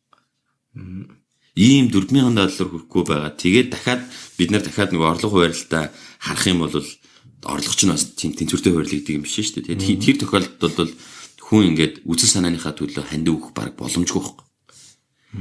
Ядч нэг сарда нэг $1,000 зарцуулдаг болж ээж хүмүүс за нэг $20 өгч гэдэг болно шүү дээ. Тийм болж ээж л улс төрийн намын санхүүжилт бол нэг гишүүд дээрээ ч юм уу суурилсан санхүүжилтийн механизм бүрдүүлж чадна. Бусад тохиолдолд бол тэгэл ер нь л санхүүгийн хараат байдалд орчиж байгаа хгүй бүгдээрээ. Тэгээд энийг шийдвэрлэхээр ганц л арга байгаа шууд хэлэхэд бол төсөв мөнгө гаргах хэрэгтэй. Улс төрийн намын санхүүжилтэнд. Парламентод авсан суудлын тоогоор нь юм уу яа тийм тий. Ямар ч байсан гэсэн тэр дотоод засаглалын бусдаас хамааралгүй санхүүгийн механизм бүрдүүлэхгүй бол нэг хэдэн хүмүүсээс хамааралтай улс төрийн институтууд гарч ирээд гэсэн үг байна. Тэгээ энийгээ шийдэх юм бол одоо ардын нам шийднэ шүү дээ. Одоо л ардын нам шийднэ шүү дээ. Тэгэхээр ардын нам ч гэсэндээ бас тэр нөгөө нэг 60 тэрбумын асуудал яригдал байгаа шүү дээ. Бас л адилхан санхүүгийн асуудалтай нүүр тулаалгаа байхгүй бүр том зургаар нь харах юм бол хэрвээ тэр нэг асуудалгүй байдаг бол юу гэж хүнийг албан тушаал давж цөг 50 чи ханд өгөөч гэж суух юм би тийм шүү дээ. Тэгэхээр энэ санхүүгийн механизм чи цаанаа ингээд хүнийг ажилд оруулж өгнө ч юм уу том албан тушаал дээр ажиллуулна гэсэн амлалттай хамт явагдаад тэгээ тэр нь ингээд төр байгуулагдсны дараа энэ төрийн албыг сүрүүлээд байгаа байхгүй цааталт. Тэгэхээр улс төрийн намын санхүүжилтийг шийдвэрлэнэ төсвөөс санхүүжилтийг өгнө. Ямар ч байсан ядаж одоо нэг үйл ажиллагааны зардлын 3/1 тий сонгуулийн кампанит ажлын зардлын 3/1 төсвөөс гаргадаг болж иж төрийн албаа хамгаална шүү гэдэг бол одоо том зургаараа бол тэгэхгүй бол тэгээ санхүүжилтээс хамаарлаа. Одоо би жишээлх юм бол ингээд өстө за өрсөлдөе тий юу Монголын ирээдүйг юу гэж харж байгаараа өрсөлдөе гэдэг ба ш намын дараад өрсөлдөж байгаа чинь ялчих юм бол би дараа нь 20 оны сонгуулиар парламентын сонгуулиар арчил намыг ялуулна. Тэгээд ялуулчаад би юм хийнэ гэдээ өрсөлдөх гэдэг шүү дээ. Тэнгүүд нэг мөнгөн дээр ч бүтэрч байгаа байхгүй 200 сая төгрөгийн дээр очиод ингээл ямар ч одоо ядчил одоо дуу хоолойгоо тэр хэлэх боломжгүй болчихсон гэсэн үг хэлж байгаа байхгүй. Тэгэхээр санхүүжилтийн асуудлыг бол улс төрийн намын тухай хуулинд өөрчлөлт оруулах замаар шийдвэрлэж өгөх ёстой болж байгаа. Би ингэж санаадах юм. Би буруу санаж ич магадгүй 2008 оны Америк ерөнхийлөгчийн сонгуул дээр юу яасан гэдэг байхгүй. Барак Обама чинь за ер нь тэгээд хоёр нам өрсөлдөж байгаа. Тэгээд төрөөс санхүүжилт авах үгүй гэдэг нэг тийм асуудал дээр тулгардаг юм байна л да. Та авахар болох юм бол тэрийг төрөөс засгийн газраас санхүүжилт авсан байх юм бол тэрүүгээрээ л хязгаарлагдаад ханд манд цуглуулах хэрэггүй байдаг ч юм уу нэг тиймэрхүү асуудалтай байна. Тэр нь тэгээд нэг $250 сая юм уу $300 сая хавцаа болд юм шиг байна. Би гэхдээ тоонуудын буруу санаад иж магадгүй. Тэгсэн чинь Обама тэр үед нь хандвэрэ цуглуулсан мөнгө нь бараг л $500-600 сая хүрсэн байсан юм да. Тэгээд засгаас санхүүжилт авахгүй гээд тэрийг одоо ингээд тэндээсээ татгалж ийсэн тийм тохиолдол байгаа байхгүй. Тэгэхээр яг чиний яг яриад байгаа юм чинь энэ дээр хөндөгдөж байгаа байхгүй. Нийт сонгох эрхтэй хүмүүсүүдээс цуглуулж байгаа хандвийн хэмжээ нь засгаас авах хандвийн хэмжээнээс хамаагүй илүү байгаа байхгүй. Харин тийм. Одоо яг тэр чинь хамаагүй арчилсан гэдэг нь харагдаад байгаа тийм. Арчилсан одоо ингээд ерөнхийлөгч болоод байгаа шүү дээ. Засгаас санхүүжилт чинь гэхдээ бас нөгөө ялгаа нэмэлж байгаа юм л да. Тин чин Америкийн нэгдсэн улсын нэг иргэн гэдэг чинь дунджаар навж үзэх юм бол нэг монгол хүнээс 10 дахин өндөр орлоготой болж байгаа тийм. Гэхдээ ер нь бол одоо энэ Скандинавын орнууд бол ер нь Герман ч гэсэндээ төсвөө санхүүжилт өгж байгаа. Улс төрийн намуудаа өгсөн саналын тоон дээр нь үнэлж өгдөг байна. Одоо жишээлх юм бол парламентын сонгуульд өрсөлдсөн намуудын суудлыг харгалзахгүй тий парламентын суудлыг харгалзахгүй энэ намд хэдүүн санал өгсөн байна уу гэдгээр нь санхүүжилт өгдөг тогтолцоо байна. Эсвэл парламентод авсан суудал дээр нь суурилж байгаа санхүүжилт өгдөг тогтолцооч байна. Ямар ч байсан гэсэн нэг юм бол үнэ. Ялангуяа цөөхөн хүн амтай тэгээд амар том шийдвэрүүд гарч байгаа шүү дээ. Үндэ бол эдийн засгийн агуулгаар нь харах юм бол одоо энэ том уурхаанууд, том төслүүд дөнгөж одоо магистрал дэд бүтцүүд дөнгөж хийгдэж эхэлж байгаа орн шүү дээ Монгол бол. Тэгээ энэ тохиолдолд бол нэг хүний санал чинь бүр амар үнэтэй байхгүй. Одоо тэр хүмүүсийн төсөөлж байгаагаас ч үнэтэй санал байгаа байхгүй. Тэгэхээр энэ тохиолдолд бол мөнгө оруулж юусоо болохгүй байхгүй энэ сонгуулийн систем рүү. Одоо нэг сонирхолтой мөнгө оруулж ямар нэг ашиг сонирхолтой мөнгө оруулж болохгүй байхгүй. Тийм учраас бол ямар ч байсан гэсэн улс төрийн намын санхүүжилтийг бол төсөв улс бол тодорхой хэсэг нь бол үүрч явах нь зөв л гэсэн тийм ихтгэл өмчлөлтэй бол одоо би бол ядаж ойрын ирээдүйд тий ойрын ирээдүйд нэг хүн олж одоо тийм техникийг $15,000 орчим болчих юм бол ер нь бол гайгүй болчих واخ гэж бодод. Нөгөө талдаа дахиад сонгуулийн үеэр чинь бас нэг хөндөгдөг асуудал чинь мөнгө тарах асуудал шүү дээ. Сонгогч гэдэг маань өнөөдөр одоо зүгээр бид нар нийгмээ зөв ойлгох хэрэгтэй болж байна. Би бол сайн айгүй тийж ойлгож байна л да. Одоо жишээлх юм бол яг баримтаар батлагдсан мөнгө тараацсан эндээ мөнгө өгчлөө гэдэг юм бол мэдэхгүй байна. Би яг баримт дурдж бол мэдэхгүй байна. Гэхдээ л улс төрийн нам доторх сонгуульд ч гэсэндээ мөнгөний хүчин зүйл нь байна. Энэ бол тодорхой байна. Тэгэхээр бидний одоо ингээ нийгмийн бодит байдал тийм байгаа. Одоо хүн одоо улс төрийн намын гишүүн гэдэг чинь бол харьцангуй хүмүүсээ хараад байгаа шиг намчин гэдгээс илүү хариуцлагатай хүмүүс байгаа байхгүй бас. Яг тэгвэл тэд нар чинь сонгуульд өрсөлдөд хоёр намын хооронд өрсөлдөд мөнгөний хүчин зүйл сонголтод яаж нөлөөлж байгааг нь мэддэг хүмүүс байхгүй өөрсдөө. Одоо жишээлх юм бол нарчс намын гишүүд ингээд сонгуул дээр ажиллаж байтал Монгол Ардын намынхан мөнгө тараагаад сонгуульд ялчих юм бол энэ мөнгөөр саналаа худалдачлаа гэдэгт жинхнээсээ зөвүүн өрцөө хүмүүс байгаа шүү дээ уг нь бол. Тэгсэн мөртлөө дахиад нам доторх сонгуул нь болохоор мөнгөөр саналаа худалдаж байгаа бол энийг одоо юу гэж ойлгох юм бэ? Би бүр сая мөнгө хэрэгтэй л юм гэсэн үг шүү дээ. Мөнгө хэрэгтэй наа мөнгө чинь тэр зарчим мөнгнээс нь хамтхан байна гэсэн үг шүү дээ. Яг үндэ бол тэр үзэлгүй боловсод. Би сая бүр сонин дүнш. Одоо жишээлх юм бол аймаг сумын хилээд яг нэг суман дээр 112 хүн бүртгүүлээд 112-ла саналаа өгөөд 112-ла нэг хүндэгдсэн байна. Чи тэрийг харж болдг юм уу? Яг гоо зүгээр бүх юуны нэр дэвшигчнэр дээр ажиглагч нар ажиллаж байгаа бүх тоонууд давхар чеклэгдэж явж байгаа учраас бол тэр мэдээлүүд нэгтгэгдээд тэндээс нам дотор болж байна л. Тэгэхээр тэр 112 хүнээс ядаж нэг хүн өөр саналтай байж болохгүй байх гэдэг чинь бол ардчлал огт байхгүй гэсэн үг байхгүй. Ядаж нэг хүн супер ардчлал биш юм уу? Биш.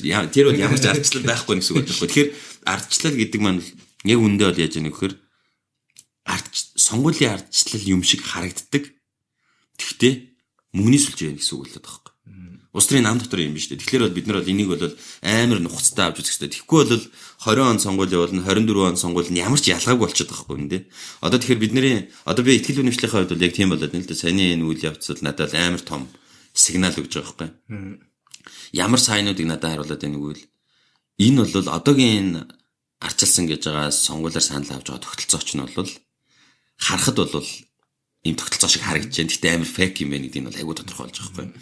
Тэгэхээр ийм тогтолцоотой яаж тэмцэх вэ гэхээр энэ тогтолцооны нэг хэсэг рүү ингээд ороо сүлжилдээд окей болно шүү дээ. Би бол одоо аль нэг фракцтай нь очиод уулзаад за намайг дэмжээрэй хаа. Одоо ингээд өөрөө ойлголцох юм юу вэ гэгээд уулзалт ярилцаа яваад надад бол ямар ч асуудал алга байна. Гэхдээ яг үнэн юм бол яах вэ гэхээр саналаа өгж байгаа хүн өөрчлөгдөхгүй бол энэ систем бол үргэлж судлаа байна гэдэг нь тодорхой байхгүй.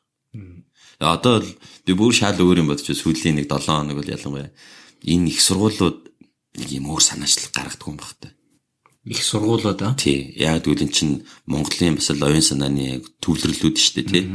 Их сургуулиуд нэг одоо жишээлбэл үнд зүйл гэж юу юм тий. Тэгээ ядаж одоо сургууль дотроо тэрийг ингээд мөрддөг. Гялдсан тий нийгэмд пөөхс нэрээ үнэхээр одоо боловсралтай ёс зүйтэй хүмүүс чи ийм л байд юм байна гэдэг нэг тийм юмнуудыг ингээд нийгэмд бий болгож өгөхгүй бол нийгэм чинь ингээд багна байхгүй гэж савлаад байгаа юм. Тэр бол амар том асуулт юм байна гэж бодсон би бол.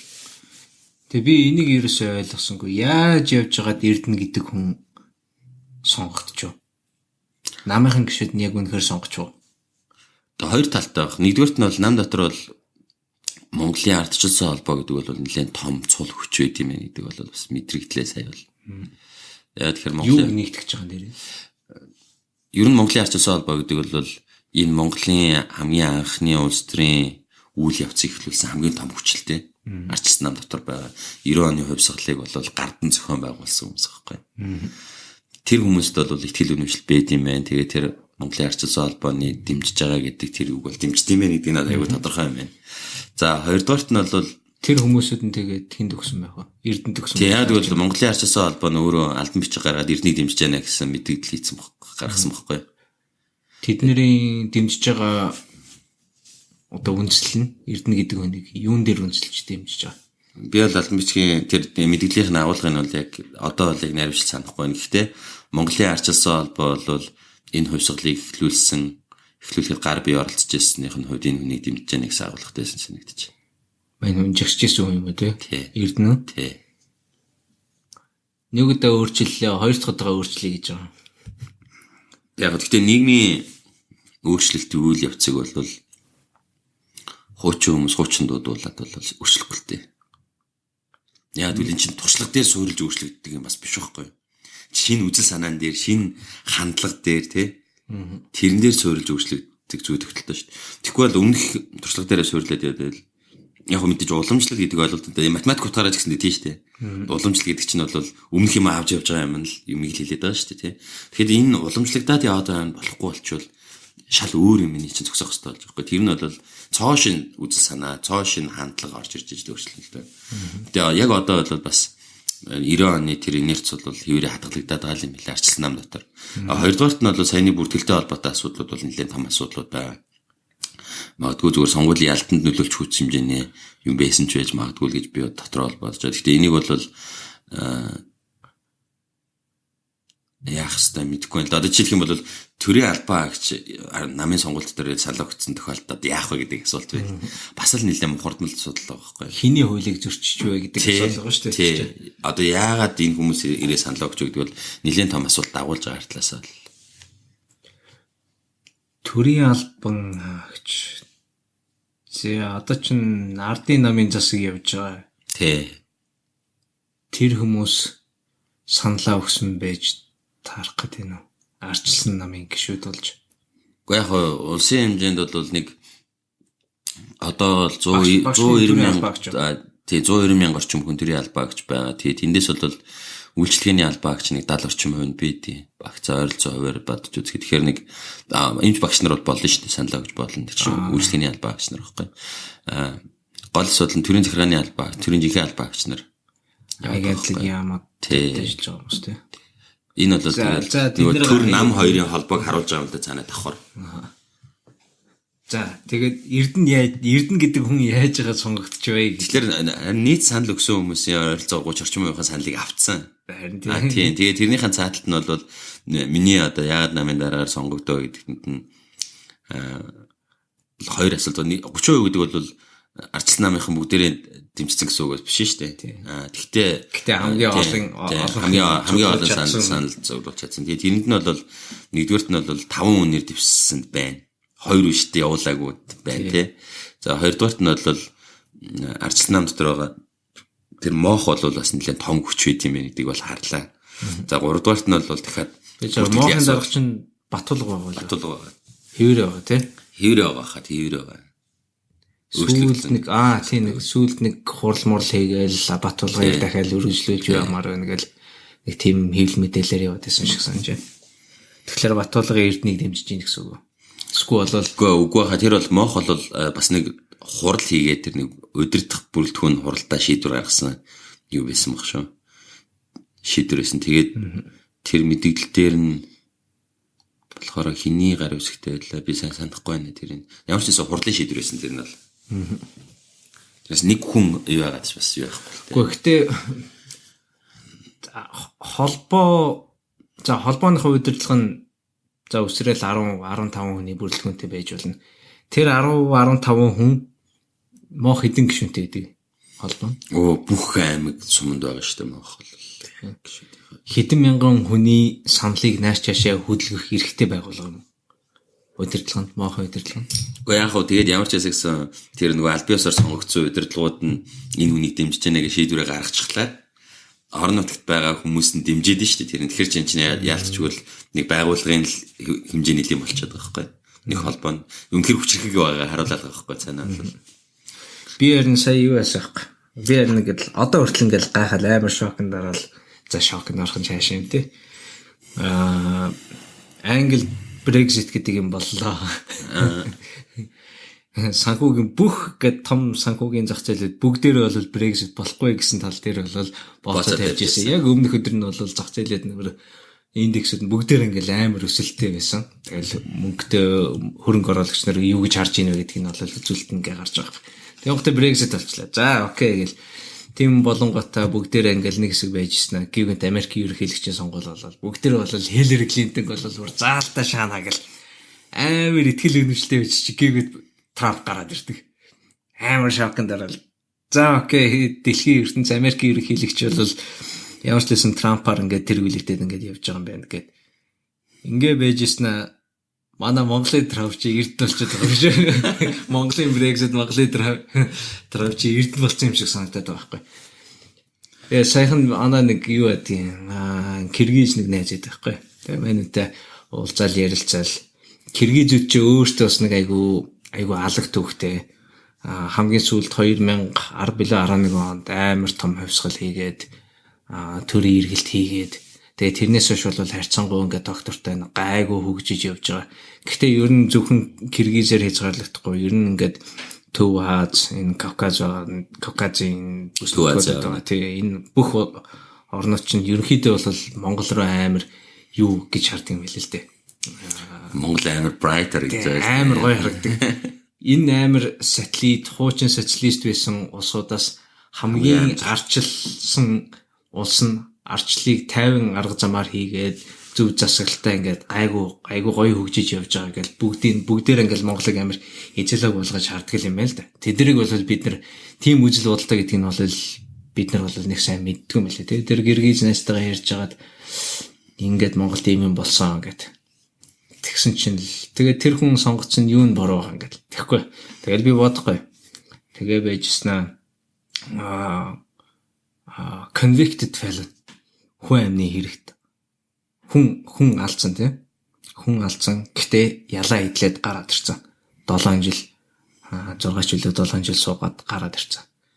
За тэгээд байжснаа эргэн тойронд дандаа ингээд даалгалсан юмнууд сонь үйл явдлууд. За яг хүний амьдралд бол янз бүрийн тохиолдож болно л да.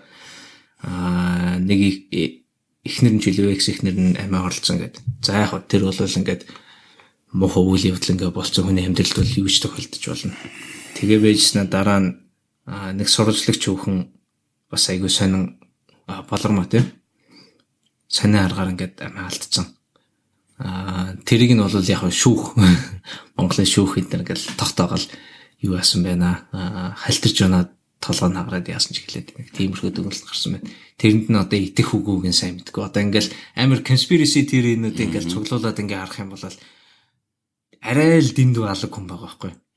Тэг яг зүгээр би бол бодож чинь за яг тэр янз бүрийн л хар материалууд гарч илээ л тэг бүх нэр дэвшигчтэй гарсан. Тэгээд олны гэхдээ окей ойлгож байна. Хамгийн гол асуулт нь бол юм. За нэгдүгürt нь бол за ямар нэг хэрэг төв болсон байна. Тэр шүүхэр тогтогдоо тэгээд тэр хариуцлага хүлээсэн байна тий. Тэгээд тэрнийхэн төлөө бол бид нар юуны эрх зүйн өрөөнд буцааж дахиж хариуцлага өгөх болохгүй. Би хариуцлага тооцоо. Тэгвэл тэр бол одоо юу гэдгийг цэвэр юуны асуудал болж байгаа юм. Этикийн асуудал болж байгаа юм тий. Тэгэхээр тэр чинь бол сонгогч өөрөө тэрийг бас тэр мэдээллүүдийг авсан байгаа шүү дээ. Сонгогч тэр мэдээллийг өөрөө авсан байгаа шүү дээ. Тэгээ сонгож шүү дээ. Яхаар гуйцлан тогтолцоо байгаа шүү дээ. Бид нар бол хууль эрх зүйн хүрээнд бол хязгаарлалт тавьж болохгүй сонгогдох хэрэгтэй тэр хүн. Тэгээ сонгуульд өрсөлдсөн сонгогчдын этикийн асуудал тэр бол бие хариуцлагчтай асуудал биш. Тэгээ сонгогчд ямар ч байсан гэсэн дуулаад энэ хүний сонгосныг сонгосон байхгүй. Тэгэхээр бол одоо хууль ёсны намын дарга тэрийг үлдээж ирэх хэрэгтэй. Бид нар нэгэнт биш дээ. Нэгэнд дүрм таалагдахгүй байх гэсэн тий. Надад ч таалагдахгүй гэж би ерөөсөө яриад шүү дээ. Хоёр асуулт ч байгаа. Надад ч гэсэн Арслан намын даргын сонгуулийн дүрм таалагдаагүй тий. Гэхдээ дүрм болвол гарцсан. Тэгээ тэр дүрмээр нь би тоглох зөвшөөрсөн тий. Тийм болохоор би Арслан гашигнаад хэрэггүй. Бусад 5 нэр зөвшөөрсөн ч гэсэн тэр дүрмийг хүлээн зөвшөөрсөн бүгдээрээ. Тэгээ тэр дүрмээрээ сонгуул явсан. сонгогдсон. Одоо араас нь ол юмрээд хэрэггүй. Угаасаа сонгогдсон шүү дээ энэ чинь. Болоод өнгөрч үлээвч. Одоо харин гол асуудал бол яг хөөхөр үнэхээр одоо энэ институт юм бол хувь хүний хүчин зүйл хэр нөлөөтэй байгаа гэдгийг одоо харуулах хэрэгтэй. Одоо би энэ дээр бол энэ шинжлэлийн үйл явц шууд хэлмээр л. Ягаад гэвэл шинжлэлийн үйл явц гэдэг чинь ийм хоёр юм болсон. Би түрүү ярьж байгаа дотор хэрэгцэн. Манай намын дараагаар сонгогдсон хүмүүс маань бол арчилсан намын үндэслэлээр үнд зүйл нь байна гэдэг нэг юм бичиг гаргацсан. Бичигүнд гаргацсан. Арчилсан намын 4-ийн нэг бас нэг бичигүнд гаргацсан. Гэтэл бол намын хурал дээрээс энийг боловсруулах үүрэгтэй тусна ажлын хэсэг байгуулсан. Одоо 11-р сарын 20-р сарын 6-наас эхлээд орон нутагт хилцүүлгийг эхлэх гэж байна. 4 үзэл баримтлалыг хилцүүлнэ. За тэгэнгүүт одоо эн чинь яг энэ зурус үе гараад ирж байгаа байхгүй. Одоо арчилсан нам дотор яг хууль ёсны одоо сонгогдсон одоо юу гэдэг тийм субъект ганцхан субъект байгаа намын дарга болсон. Хоёр одоо яг хоёр субъект байна. Энэс гадна нэг нь бол үзэл баримтлалын ажлын хэсэг, нэг нь бол намын 4-ийн ажлын хэсэг гэдэг хоёр ажлын хэсэг байна. Их хурлаас байгуулагдсан энэ хоёр нь. За энэ хоёр л одоо шинжилгээ авч явж байгаа шүү дээ, тий. Намын дараа бол 3-т ч одоо шинжилэл дээр орж ирж байгаа субъект. За тэгэнгүүт одоо өнөөдөр хүртэл боловсруулсан байгаа дүрмийг энэ хүн цааш нь авч явж батлах уугүй гэдэг том асуулт. Батлуулахад нь одоо боловсруулснаар нь батлуулах уу эсвэл өөрийнхөө нөлөөг тусах уу гэдэг л айгүй том сорилтод болж байгаа байхгүй. Тэгээ өчигдөр бол 4-ийн ажлын хэсгийнхэнтэй уулзсан байлээ. Би бол очиж амжаагүй л дээ. Уулзаад бол ийм залтуудыг миний одоо сонссноор бол ийм залтуудыг бол ямар ч үсэг нэг гэж. Нэгдүгээрт нь бол намын даргад итгэл үзүүлэх хэсэг асуудлыг их хурал авч үзэх хэрэггүй гэдэг болгож байгаа. Яг л өмнөх одоо боловсруулж ирсэн дүрмээр бол намын дараагаар бүх гүшүүдээ сонгогдсон тий. Гэхдээ намын дарга одоо ажил хийж авах хугацаанд алдаа дутагдал гарах юм бол их хурал тэрнээр нь одоо юу гэдэг итгэл үзүүлэх хэсэг асуудлыг авч үзэх хэрэгтэй. Гэхдээ нэг удаа авч үзэх хэрэгтэй. Сонгогдсноос нь хойш бол нэг л удаа авч үзэн тий 2 жилийн эхний жилд нь авч үзэхгүй ч лээ тий намын дүрм тусахнаар бол эхний жилд нь бол энэ асуудлыг өндөхгүй 2 дахь жил дээр нь намын хурал энэ асуудлыг авч үзэх хэрэгтэй. Хэрвээ намын хурал энэ хүн итгэл үзүүлээ цаашаа ажиллана гэсэн шийдвэр гаргах юм бол дараагийн улсын хурлын сонгуул хүртэл тэр асуудлыг дахиж хүндэхгүй. Тэгээ нэг удаа л итгэл үзүүлэх хэсэг асуудлыг авч үзэх хэрэгтэй эрхийн дүрмээр хийгдсэн байсан байхгүй. Тэрийг бол ямар ч хэсэгсээ авч хийж байгаа юм. За хоёрдугаарт нь бол ийм асуудал тавилж байгаа. Намын анхан одоо юу гэдэг намын одоо бидний бас тавьж байсан амар том асуудалтай үндэсний төлөөллийн байгууллага гэдэг байгууллага намын гол шийдвэр гаргадаг байгууллага. Одоо хожим үндэсний зөвлөлтөөр офис шүү дээ. Тэрийг үндэсний бодлогын ороо болгоод өөрчилж байгаа. Тэр бүтцийг сонгохдоо нийт гишүүдээсээ сонгох хэрэгтэй. Тэр зарчмыг авч явж байна. Одоо жишээлх юм бол дахиад нөгөө шинжлэлийн үйл явц гэдэг чинь бид нар нөгөө шинжлэлийн платформ хийх гэдэг шүү дээ, тий. Тэгэхээр тэр жирийн гишүүдийн оролцоо энд байх уугүй гэдэг тэр холбоосыг хадгалж авч үлдэх үү гэдэг чинь амар том асуулт байгаа байхгүй.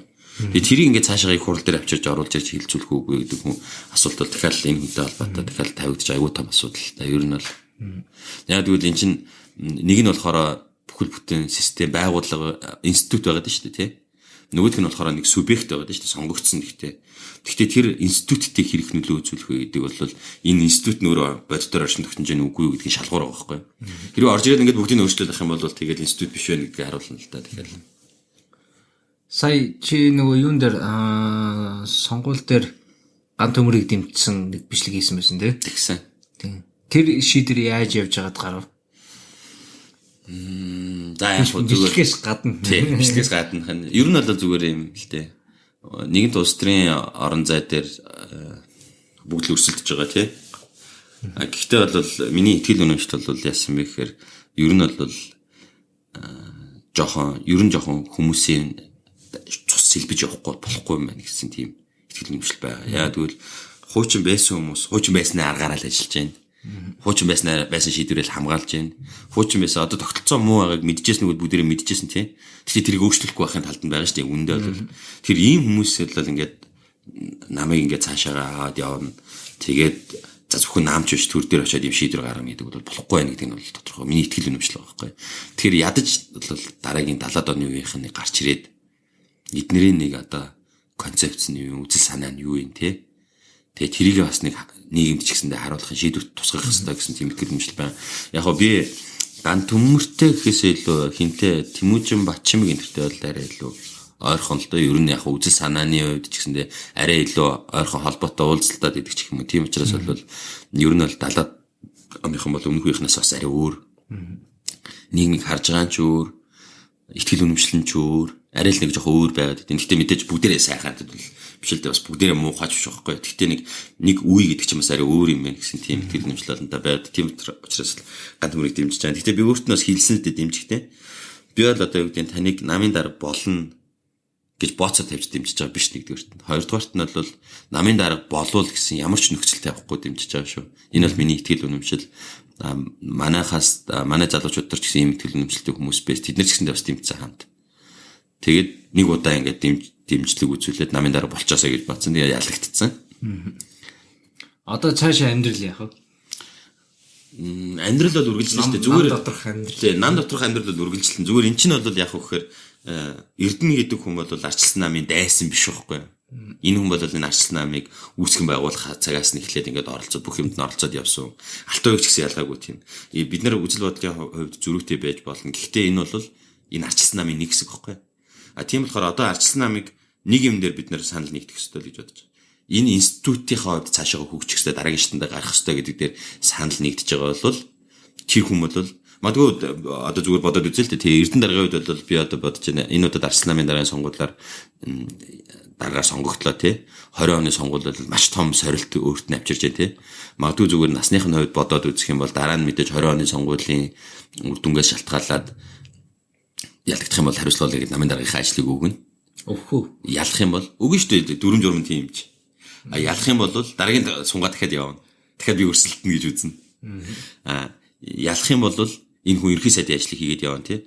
Тэгэхээр энэ хүн бол энэ хүнд олдож байгаа бол зүгээр хувь хүнийхэн талаас харах юм бол аюул том боломж واخгүй. Өөрийнх нь өнгөрсөн улс төрийн түүхэнд нь байгаагүй боломж гарч ирж байгаа واخгүй. Яг тэгвэл одоо бүх гүшүүдээ сонгогдсон намын даргын имmunity гэдэг бол амар том юм байж штэ тий.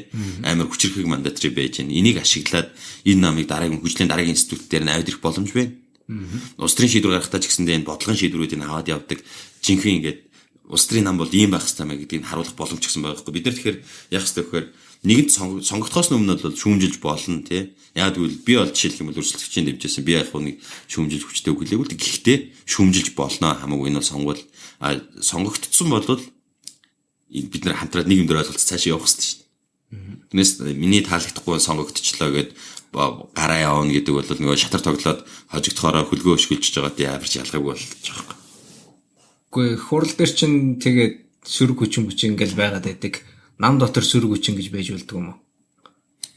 Дийлэх болгох нь болно шүү дээ. Гэхдээ болно шүү дээ. Гэхдээ тэр нь болохоор ийм байхгүй. Одоо яг өмнөх фракцууд ч угаасаа тийм байхгүй. Өмнөх фракцууд яадаг вэ гэхээр энэ манай дайсны талын фракц, энэ манай талын фракц гिचингүүтэй ямар ч бүх асуудал дээр дайсан болчиход шүү дээ. Тэр бол ямар ч утгагүй байхгүй. Эрдэнэ гэдэг хүн намын дарга болчлоо. Таалагдахгүй үзэл бодол нийлэхгүй юмнууд байна.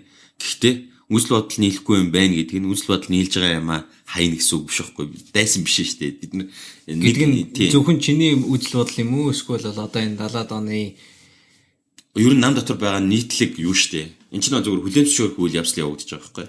Нэгэн сонгогдсон байгаа бол хүлээн зөвшөөрөх хэрэгтэй шүү дээ. Тэгээд хамтарч ажиллаад энэ ингэж явах ёстой гэдэг зарчмын байр суурийг хамгаалаад тэгээд цаашаа явна. Гэхдээ бүхэл бүтэн институтийнхаа бүх юм одоо юу гэдэг үгүй би сонгогдсон бүгдийг ингэж өөрчлөнө гэх юм бол тэр хүнд итгэл үзүүлэх хэсэг асуудал нь бол байж ах хэрэгтэй байхгүй нам дээр өөр дээр. Тэрээс буснаад асуудал. Чи мөрийн хөтөлбөрийг харж дэлгэж уншиж үдсэн. Боломжийн юмнууд байна. Юу яхаа гол санаанууд нь байна. Яг хоо зүгээр мөрийн хөтөлбөр дээр бол гол нь ингэж байгаа сонгуулийн амлалт юу нь биелдэг юм уу? Амар хүнд асуулт асуугаад байна юм аа. Сонгуулийн амлалтыг биелүүлэхэд төлөө явдیں۔ Нэгэл зэрэг үчи ингээд эсэргүүцэж явах чинь ямар ч ажил хийлэгдэх байхгүй тий. Тэгэхгүй бол бүгд биелэх боломжтой байдаг байхгүй. Сөрөг хүчин байгаа үед биелдэг. Яг хөө зүгээр ийм мөрийн хөтөлбөр бол саяны би зөвхөн мөрийн хөтөлбөрөөр ч хязгаарламжгүй. Саяны намын даргын сонгуулийн кампайн бол нь шүү дээ тий. Хитрхи их эргэж харсан өнгөрсөнтэйгөө зууралцсан кампайн байсан. Яг хөө манай энэ шинжлэлийн хөдөлгөөний залуучууд бид нар бол хоорондоо brainstorming хийж байгаа шүү дээ. Намын дарга юу яаж сонгогдвол зөв юм бэ гээл. Бүүр тэр чинь бол 8-9 дугаар сараас хойшоо ингэж явсан үйл явц учраас бол бидний хүлээж авсан хүлээлт бол Энэ бол ингээд нийгмийн ингээд манлайллын тесрэлт юм гэж харж байсан байхгүй. Яа тэгвэл шинэ идеологиудыг гаргаж ирээ. Тэ нийгэм ингэж явах хэвээр бид нар эдийн засгийг ингэж хөгжих хэвээр гэдэг тэрүүгээр ингээд хоорондоо өрсөлдөж байгаа учраас арчилсан намыг ингээд гаднаас амар гоё үзэл санааг ингэж олон нийтэд түгээх айгүй том арга хэрэгсэл гэж харж байсан байхгүй. Гэтэл бол саяны сонгуулийн кампайн бол тэр нь бол байсан л да. Гэхдээ баг. Тэгээ ихэнх нь л өмнө би тэгжсэн тэгсэн чи юм болсон тэгсэн чи ингэсэн гэсэн нэг өмнөхтэйгээ зурлцсан юм байсан. Энэ бол яг зүгээр улс төрийн альч лидерийнх нь хувьд, улс төрийн лидерийн хувьд бол айгүй буруу. Яа тэгвэл эн чинь сонгогдоод маргааш нэг мандат аваад дахиад 94 чиглэсэн юм хийх гэж байгаа хүн байж өнгөрсөнтэй зурлаад байна гэдэг бол нэг зөв юм биш байсан. Би бол тэрэнд нь жоохон сэтгэл дундуур байгаа. Яг нь мөрийн хөтөлбөр энэ гэж наривчлахаасаа гадна хэлж байгаа шүү тий. Мөрийн хөтөлбөр дээр бол яг хөтэ тэгэл бүгд л шинжлэлийн үйл явц намыг шинжлэх хэвээр одоо төрийг ил тунгалаг байлгах хэвээр гэсэн юмнууд бол тодорхойлсон тунхагласан байгаа. Гэхдээ яг гол асуулт нь бол яаж гэдэг асуултанд хариулах нь айгүй чухал шин. Тэрнээс биш бол би мэдлэгийн эдийн засгийг бий болгоно гэж хэлж болно. Хаа гэдэг нь амар чухал болж тий. Би арчлал намыг шинэ улс төрийн хүчин болгоно ялт байгуулна гэж. Гэхдээ яаж гэдэг нь чухал. Одоо яг үндэ бол улс төрийн институтийн үед нэг амар том асуулт байгаа шүү дээ. Би 20 оны сонгуульд арчлал намыг ялуулна гэж амлаж болно. Гэхдээ хүмүүс альбом тушаал төрийн институтуудыг худалдах замаар ялуулах юм уу? Гэвэл эн чинь намынхаа төлөө яж зөв юм боловч нэг улс орныхоо төлөө улс орноо хорлож байгаа үйл явц болж байгаа шүү дээ. Тэгэхээр яаж хийх юм бэ гэдэг нь агуу чухал л та. Тэр нь бол ааш нэр төвчгийн хувьд бол тийм сэтгэл төрсэн юм байгаа байсан. Сая тэгээд Батчандангаас бусд нь ерөөсөө тэр нэг хэвлэлийн баг хурал маягийн юм юм уу та. Тэрэн дээр бол ерөөсөө ирээгүй гэдэг жисэн. Гар төмөрийн үед яагаад ирээгүй? Би бол тэрийг бол сайн мэдэхгүй нэр төвчд. Би бол ер нь сонгуулийн дараа, сонгуулийн үйл явцын дараа ер нь аль нь таньж уулзаагүй л та. Ирэхгүй байх гэдэг чинь тоглоомын дүрмийг үр дүнг бол хүлээн зөвшөөрөхгүй байх гэсэн нэг тийм илэрхийлэл болчиход байгаа шүү дээ. Буюу хүлээн зөвшөөрч байгаа. Гэхдээ шудраг ус байсанд нь дургуутсаж байгаа гэж магадгүй л гэж бодож байна. Бусад нэр төвчтэй үчгсэндээ би бас тэгж бодож байна зарим талаараа. Яг хөө зүгээр шудраг байсан юу н шудраг ус байсан. Бүртгэлээс эхлээл тэгэл асуудлаад байсан шүү дээ. Бүгдээрээ л мэдж байгаа. Надаар хэлвэл түгээр олонний бол бүгдээрээ л мэдж байгаа. Тэгээд бас нэг тэр мөнгө тараасан асуудал гээд оюун гэрэл гишүүнсэн гэдэг хүн Facebook пэйж дээр би өнөөдөр тэрийг харлаа л да. Тэгээ нэг бичлэглэлээ. Тэгээл нэг юм хагас дүрсэн гэл гараал. Тэгээд тэр ярьж байгаа хүний хин гэдгийг би бол сайн мэдгүй л да. Гэхдээ намынхан гişүүд нь бол нүрнийхэн тал хэсгийг хараад тэр байна гэж хэлж мэдж байгаа хэл. Баянжүрх дүүргийн арч намын нэг хүн байх шиг байлээ. Тэгээ нэг саналуудын 5-5 мянган төгрөгөөр худалдаж авч байгаа нэг тиймэрхүү бичлэг байлээ. Тэр нь жүжиг юм уу? Би тэрийг бол мэдэхгүй байна. Яг хөө тэгээ тэр чинь амар маргаантай болчихгоо. Нэгдүгээр би чамд нэг хэлцээ. За саяны сонгуулиар мөнгө тараацсан байлаа гэж үтээ. Хуулийн хөдөлгөх хариуцлага байхгүй. Яг тэгвэл эн чинь хуулиар зохицуулсан юм биш үү? Харилцаа биш үү? Намын сонгуул уу? Намын сонгуулийг бол хуулиар зохицуулахгүй учраас мөнгө тараах нь бол хууль зөрчсөн үйлдэл биш гэж үзэх юм уу? Тийм намын арчлал намын дүрмийг зөрчиж байгаа. Дүрм дээч хүүхдэр бүртгэлтэй болно тий. Гэхдээ яг нэг хуулийн санкц нь одоо ингэж юм л да би сая амар намын дүрмийг хэрэгжүүлэгч байгууллага гэдэг юм бэ. Арчлал намын дүрм сонгуулийн намын даргын сонгуулийн хороо гэж байгуулагдсан байгууллага байхгүй. Тэгээ сонгуулийн хорооны дарга нь сэтгүүлч асууж байгаа юм тий. За ингээ мөнгө тараасан байвал гэж асууж илээ сэтгүүлч. Нэрийг татах уу гэж асууж байгаа тий. Тагснаа л гэнэ шүү дээ. Тэгсэн чи ингэж хариулж байгаа. Мөнгө тараасан байвал нэрийг татах ёстой. Гэхдээ бид нар бол энийг бол баримт нотлогоон дээр суурлах ёстой. Тэгээ сонгуулийн үр дүнд нөлөөлөхүйц байвал гэж юу гэсэн үг юм бэ тэр чинь. Одоо сонгуулийн үр дүнд нөлөөлөхгүй бол мөнгө тарааж болно. Тэгээ нөлөөлж байгаа хэсгийг яаж тодорхойлох юм бэ? Шал тэнийг юм болчих واخгүй. Зүгээр миний хэлэх гээд санаа бол хуулиар зохицуулаагүй тохиолдолд бол энэ бол байж л байна. Нам доторх маргаан болоод дуусчаад байна шүү дээ тий. Тэгэхээр улс төрийн намын хуулинд нь сонгуулийн хуульчилж өгсөн байхгүй. За улс төрийн нам бол ийм тохиолдолд заав сонгуул хийнэ. За тэр сонгуулийн зардлыг нь бол төр хариуцнаа. Сонгуулийн зохион байгуулалтын ажлын төр хариуцнаа. Одоо ч мэдэхгүй. Тэр санал тоолдог хар машинаа авчиж ажилуулнаа. Гэт ингээд байнгын механизм байх хэрэгтэй байхгүй. Тэгэхгүй бол одоо арчилсан нам бол ингээд бах гэх юм бол хуулиар зохицуулж байгаа гэсэн үг. Тийм бол хуулиар зохицуулж байгаа бол тийм хуулиар зохицуулж байгаа. Төр оролцож шүү дээ. Төрийн хуулийн зохицуулж байгаа шүү. Тэгэхгүй тохиолдолд болохоор энэ нам доторх маргаан болол өнгөрчхөөр юм болчиход байхгүй. Тэгэхээр одоо арчилсан нам сая ингээд баахан ингээд одоо муугаар хэлэх юм бол бүхэл одоо гайгүй кандидатуудаа гаргаж ирж байгаа л ингээд хэвлэлээр балбуулчлаа шүү дээ, тийм. Гэтэл нөгөө нам нь болохоор ингээд зүгээр суугаалгаа шүү дээ, тийм. Инх бол тэгэл хүн дарга байгаа. Эрдэнэт тэгээд зүгээр суухгүй гэдэг ерхий сайд бай, тийм. Тэд нар чинь болохоор яг үхээр доторхын ингээд ухах юм бол дээрдэх юм байхгүй л байгаа. Институтийнхаа хувьд тэр дотоод засаглал нь бол ялцарсан л байгаа байхгүй яг адилхан. Гэхдээ яг арчсан нам зориг гаргаад хийжлээ л тийм. Энийг бол хуулиар зохицуулахгүй бол энэ хоёр ч одоо манай намын даргыг ардын намын дарга хоёрыг ингээд сонгуульд яг ингээд өрсөлдүүлэх гэхлээр нэг нь ямар ч үгүй юм шиг харагдаад байгаа байхгүй юу. За. Одоо л ойлгож эхэлж байна. Засгаас мөнгө аваад ингэх юм бол төрөө хуулийн заграгдана. Тэгэхээр мөнгө нам дотор намын сонгуул дээр мөнгө тараах юм бол тэр нь хуульж ирсэн үйлдэлт болоод тий хариуцлага хүлээн тий шүүх хурлаараа явдаг бүх процессээр явах хэрэгтэй. Тий. Тэгээд штэ. Гэхдээ одоо надад ингээд ийм юм харагдаад байгаа байхгүй. Төрийн эрх мэдэлж бай, намын эрх мэдэлж бай, аливаа нэг жижиг байгууллагын эрх мэдэлж бай. Яг нөгөө дүрм журм хэрэгжүүлэгч процессууд нь бол дүрм журм нь бол ямар ч асуудалгүй ингээд байгаад миний хувьд бол байгаад байгаа юм шиг харагдаж байна. Тэр дүрм журмын хэрэгжүүлэгч тэрэн дээр нь шийдвэр гаргах улсууд дээр нь бол нөлөөлөл бий болгочихлоор чинь дөрмөө зөрчих нь бол ямар ч асуудалгүй байгаа байхгүй. Эсвэл ядаж шүрчгүүмаа гэхэд цаорхог найгаа явж байгаа байхгүй тий. Тийм жишээлбэл тэр 16,000 гишүүнийг бүртгэлээс хассан гэдэг нь бол нөлөөсөн ч бай нөлөөлөөгүй ч бай хасж гинэ гэдэг чинь бол шууд хардлага төрүүлж байгаа байхгүй. Тэр нь үнэлэлтэй хардлага үгүй гэдэг бол асуудал тийм. Гэтэ хардлага төрүүлээд ингэ явчихж байгаа. Тэгүн гот нь би шууд хараад окей. Зэнх бол гэдэг хүн эсэрдэн гэдэг хүнтэй нэг намын бүлэглэлийн хамтрагчд Тэнгуутаа эсэрднийгээ дэмжихийн төлөө 16,000 гишүүнийг хассан гэдэг. Гэхдээ зүй ёсны хардлага. Тийм. Гэхдээ сонирхол юм байл л дээ. Дараа нь Тэнгуутаа Эрхэн баяр гэдэг хүн хэвлэл мэдээлэлээр гарч ирэн готой. Би ч гэсэн хасагдсан штэ гэл. Ер нь яг зүгээр хүмүүсээс л болж байгаа.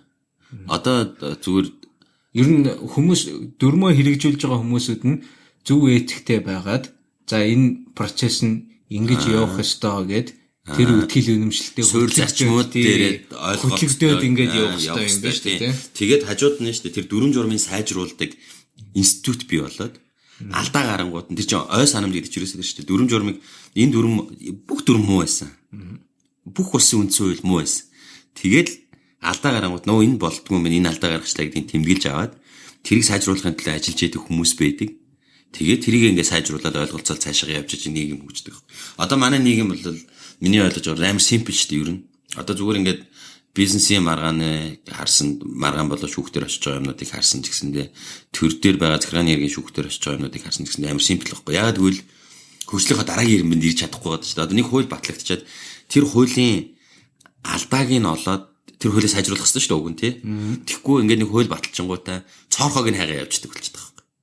Тэгэхээр чинь энэ хуулинд сайжрахгүй, нийгэмд сайжрахгүй болчиход байгаа байхгүй. Тэгэхээр энэ хуулийн алдааг нь хайгаад тэрний цоорхог нь зас залруулдаг юм институтуудыг бий болгож ижил нийгэмч хөгжлийнхаа дараагийн ирмэнд ирээд илүү complicated ойлгоход хэцүү болно тий.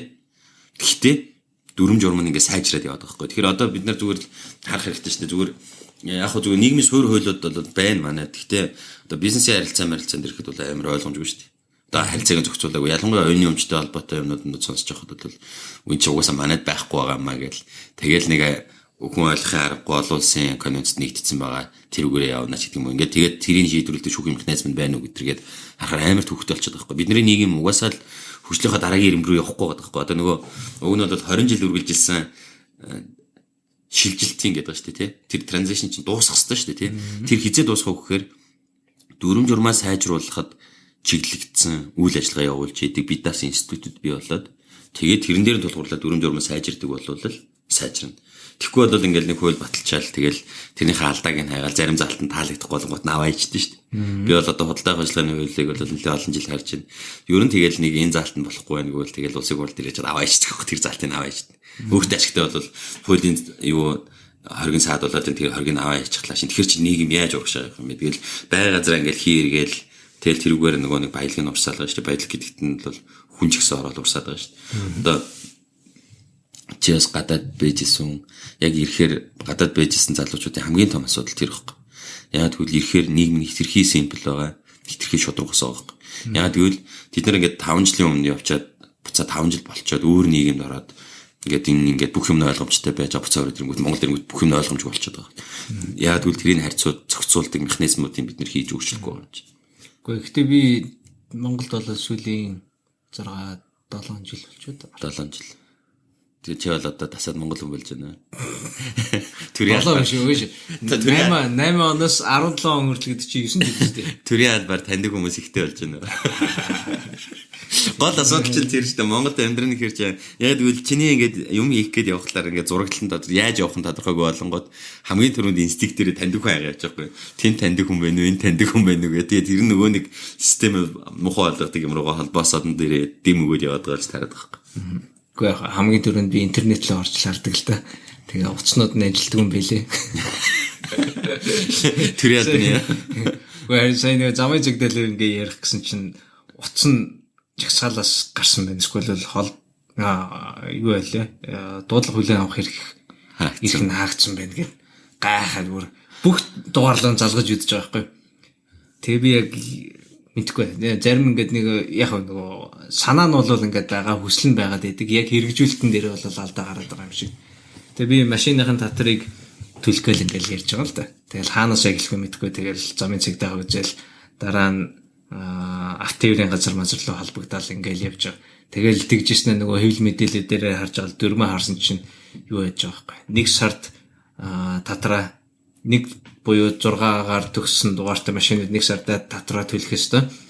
Төлөөгүй бол юу байх ёстой. 8,000 төгрөгийн захиргааны торгуул дээрээс нь нэмэх нь татрын хуулийнхаа дагуу хөдөлмөрийн хөлсний доод хэмжээг 2-оос 3 дахин нэмэгдүүлсэнтэй төлнө гэж байгаа байхгүй. Гэдэг чинь одоо чинь доод хэмжээ чинь 240,000 төгрөг болсон. Тэгээ 2 дахин гэдэг чинь 400,000. Би тэгвэл нэлээд юунд орцсон байгаа юм байна. Би чи 11 сард тэгээ би гайхаад за окей. За бараг л 6-700,000 төгрөгийн торгол төлөөл явах нь да. За энэ чинь ингээд би угаасаа тэрийг бол миний буруу гэдэг бодлоо хүлээн зөвшөөрсөн. За одоо тэгэл төлөхөөстэй гэл яриад уцтаал 1901 2 3 4 гэдэг дугаар гэдэг юм байна. Ярихлаар 500 төгрөгийн юу авдаг юм байна. Тийм үү? Тэр чинь олон төрлийн байгууллага юм шүү дээ. За тэгээд за яхаа 500 төгрөг. Тэгээ ярьсан чинь торгол моргол өдр байгаа. Би өнгөрсөн сарда ингээд амжиж төлөөгүй байна гэдгсэн чинь байхгүй гинэ. Торгол моргол өдр одоохондоо бол нэг 4 журам гараагүй штэ гэдэг. Тэгэхээр тэгээд тэр автовын газар нь очиад нэг сарын татраа ингээд төлөх гэсэн чинь өнгөрсөн жилийнхийг бас төлөөгүй штэ гинэ. Гэдэг нь шинээр орж ирсэн машин 7 сарын 20-ээс хойш 6 сарын 1-ээс хойш татраа хугацаанд импортлогдсон машин байгаа бол тэр одоо он дуусахаас өмнө татраа төлөх хэрэгтэй юм байл л да. Би тэрийг тэгэл төлөөгүй л мэдгүй дорахтал явж байгаа байхгүй. Гэтэ төлөх хэрэгтэй гэдгийг надад хинч хэлээгүй л байгаа байхгүй. Ер нь яг чинь ямар ч торгуул төлөөгүй тэгээ гэхдээ ямар ч байсан бүх татраа бол бүгдээ ингээл төлөөл явчих жоо. Сая Трамп сонгогдоод нөгөө тангар хөрөг яслуулаад солигдож шүү дээ хоёр ерхийлж шүү дээ. Хамгийн түрүүнд вебсайт нь шууд солигдож байгаа. Тий. Хэвлэл мэдээллийнхээ олон нийтэд харилцаж байгаа бүх юм шууд солигдож байгаа байхгүй. Тэгэхээр болохоор бид нар болохоор тийм байгаа. Одоо чи ингээд Ямдуудын вебсайтыг интернетээр орох юм бол л шүү дээ. Ямны нэр өөрчлөгдөнгөт домен дахиад өөрчлөгдөд. Тэгээд хоёр вебсайт нь хоёулаа байгаад байгаа. Тий. Сайд майд нь өөрчлөгдөхгүй ингээл байгаа л тийм ээ. Байгалдаг тий. Тэгэхээр бид нар сарын дараа 2 сарын дараа хариуцлагагүй л байгаа байхгүй юу? Ер нь тэр тал дээр.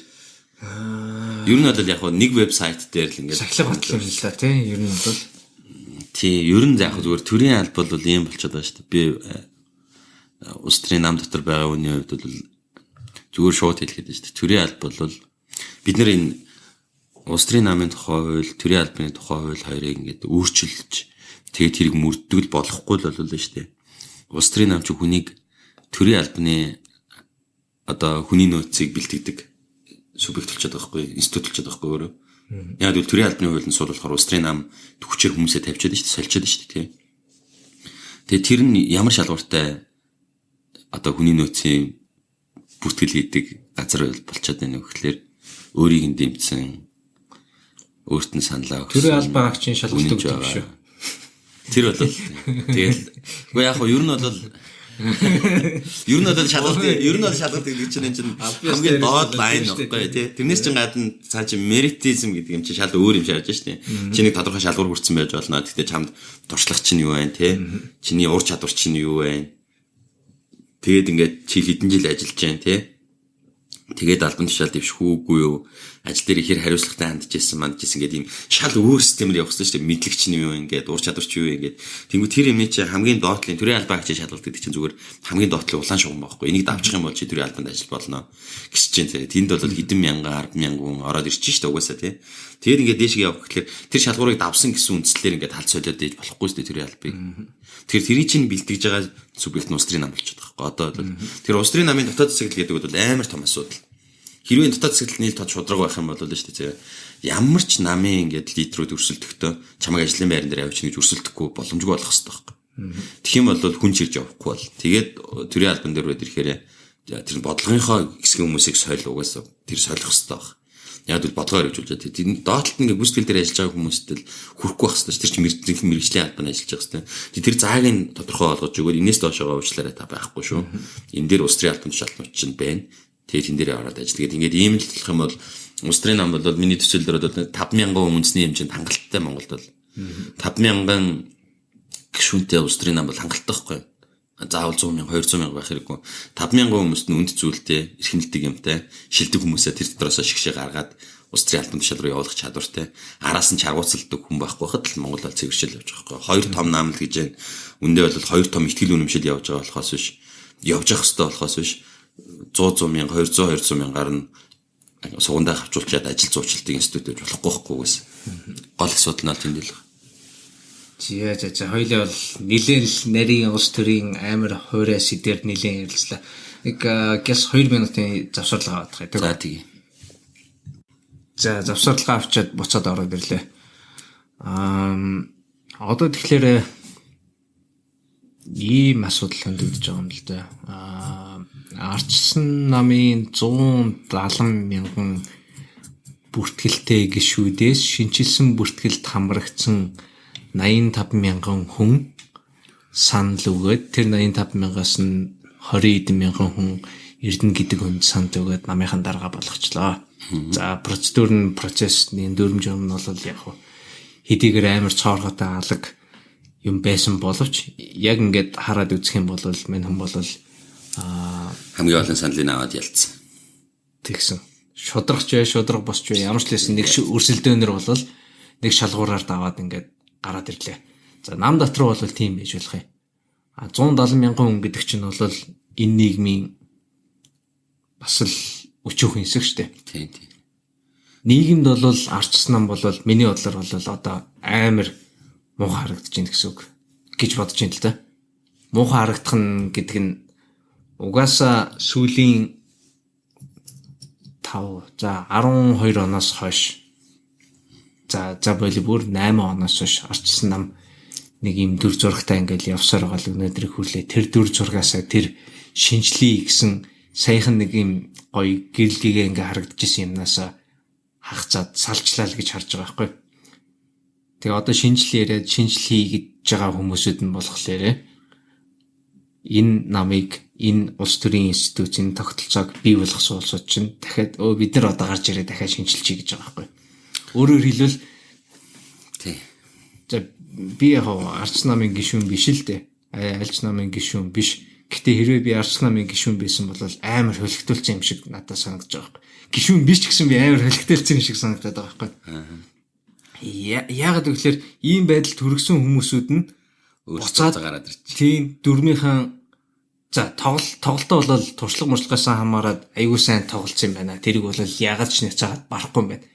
Дүрм журмаа ингээд зөв хийгээд энэ яг дүрмөө тогтоогоод яг ингээд тоглоом бол аягүй сайн тоглол гараад ирсэн. Яг зүгээр ийм хоёр асуулт байгаа. Нэг нь болохоор нийгэмд зөв харагдаж байна уугүй юу гэдэг нь бол тэр PR-ийн асуудал байна. Үнэхээр муухай юм цаашаа явж байна уугүй юу гэдэг л амар том асуулт. Тэгэхээр бол ямар ч үсгсэн энэ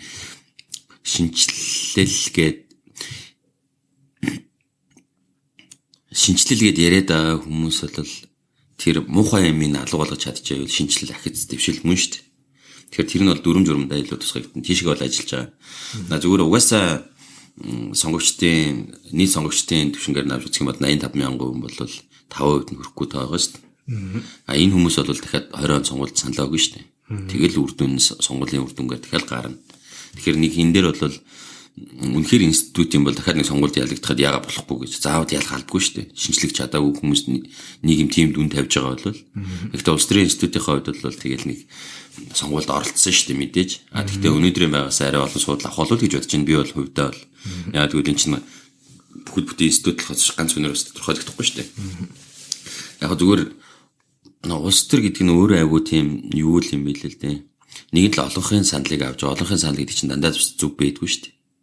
А тэгтээ тэр дотроо ингэ шигшдэг сайн механизмууд л хэрэгтэй байгаа байхгүй бид нарт.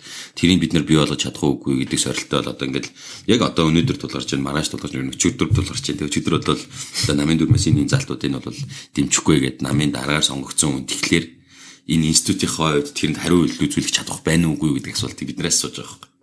Тэгэхээр бид нар одоо ингээд за намын дараагаар Эрдэнэ сонгогдчихлоо. Энэ хүн ингэж хэлж байгаа. За тэрүүгээр нь яваагүй л өстэй жинхнээс ямар юмныхаа шинжилэл байх хэвдээ болно шүү дээ. Тэгэхээр цаашаа энэ нь бол зарчмын байр суурь байгаа маа энэ ингээд ийм учраас энийг ингэж өөрчилсөн юм а гэд тэрийг хамгаалахын төлөө ажиллах байх л та. Гэхдээ улс төрч нь бол биднээс шал өөр юм шаардж байгаа шүү дээ. Тэрийг бол зөв ойлгох хэрэгтэй байхгүй. Одоо би жишээлх юм бол хамгийн ухаантай улс төрийн лидер болдгоо үгүй.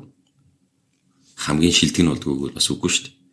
Энэ бол хүмүүсийн хоорондын харилцааны асуудал, хүмүүсийн үнэлэмжийг зөв ойлгож яах гэдэг зүйл. Чи одоо жишээлбэл чи ямар ч үнцэнтэй ингээд чиний одоо нэг чиний оюун санаа чинь энэ нэг зөв гэж боддог чи ингээд тэрэндээ ихтгэл үнэмшилтэй болцсон байж болно. Гэтэ чи энийг ганцаардаж болно шүү дээ. Яг тэгвэл олонхын тэгж бодохгүй байл чинийх туйлын үнэн ч байсан ч гэсэндээ чи ганцаардаж магадгүй байхгүй. Яг тэгвэл бусдын тэгж бодохгүй байл энэ чи олонхын санал дээр суурилсан институт юм чинь. Тэгэхээр нийгэм ерөнхийдөө ямар хуу төвшөнтэй байна уу? Яг л тийм л институт байгуулагдана. Тэгэхээр улс төрийн намаас бол одоо бид нар амар супер смарт шийдвэрүүд хүлээн гэдэг бол бас буруухгүй. Яг тэгвэл тэр чинь цаад олонх дээрээ суурилж явж байгаа институт юм чинь. Тэгэхээр үнэхээр сайн шийдвэрүүлж байгаа бол тэр олонхон сайн байх хэрэгтэй болчиход байгаа байхгүй юм дээ. Одоо энд бол хэвлэл мэдээллийн нийгмийн одоо нэг сэхэтний давхраг гэж байгаа л тий. Тэдний нөлөөлөл амар чухал болчиход байна л дүн дээ.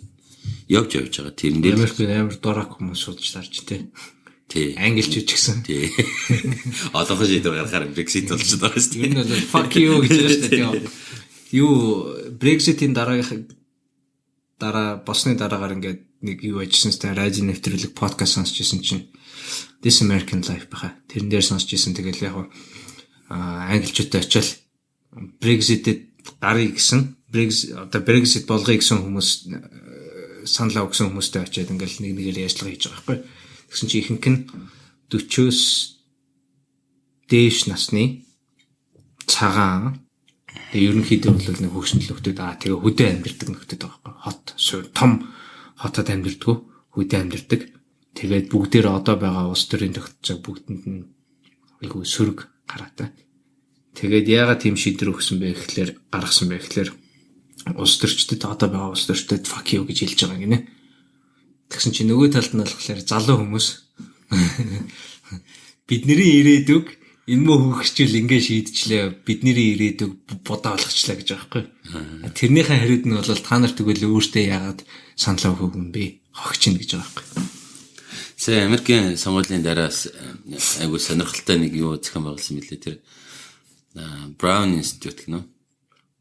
Хиний тэр Фукуямагийн нэг short video хэлээ тэр зэ.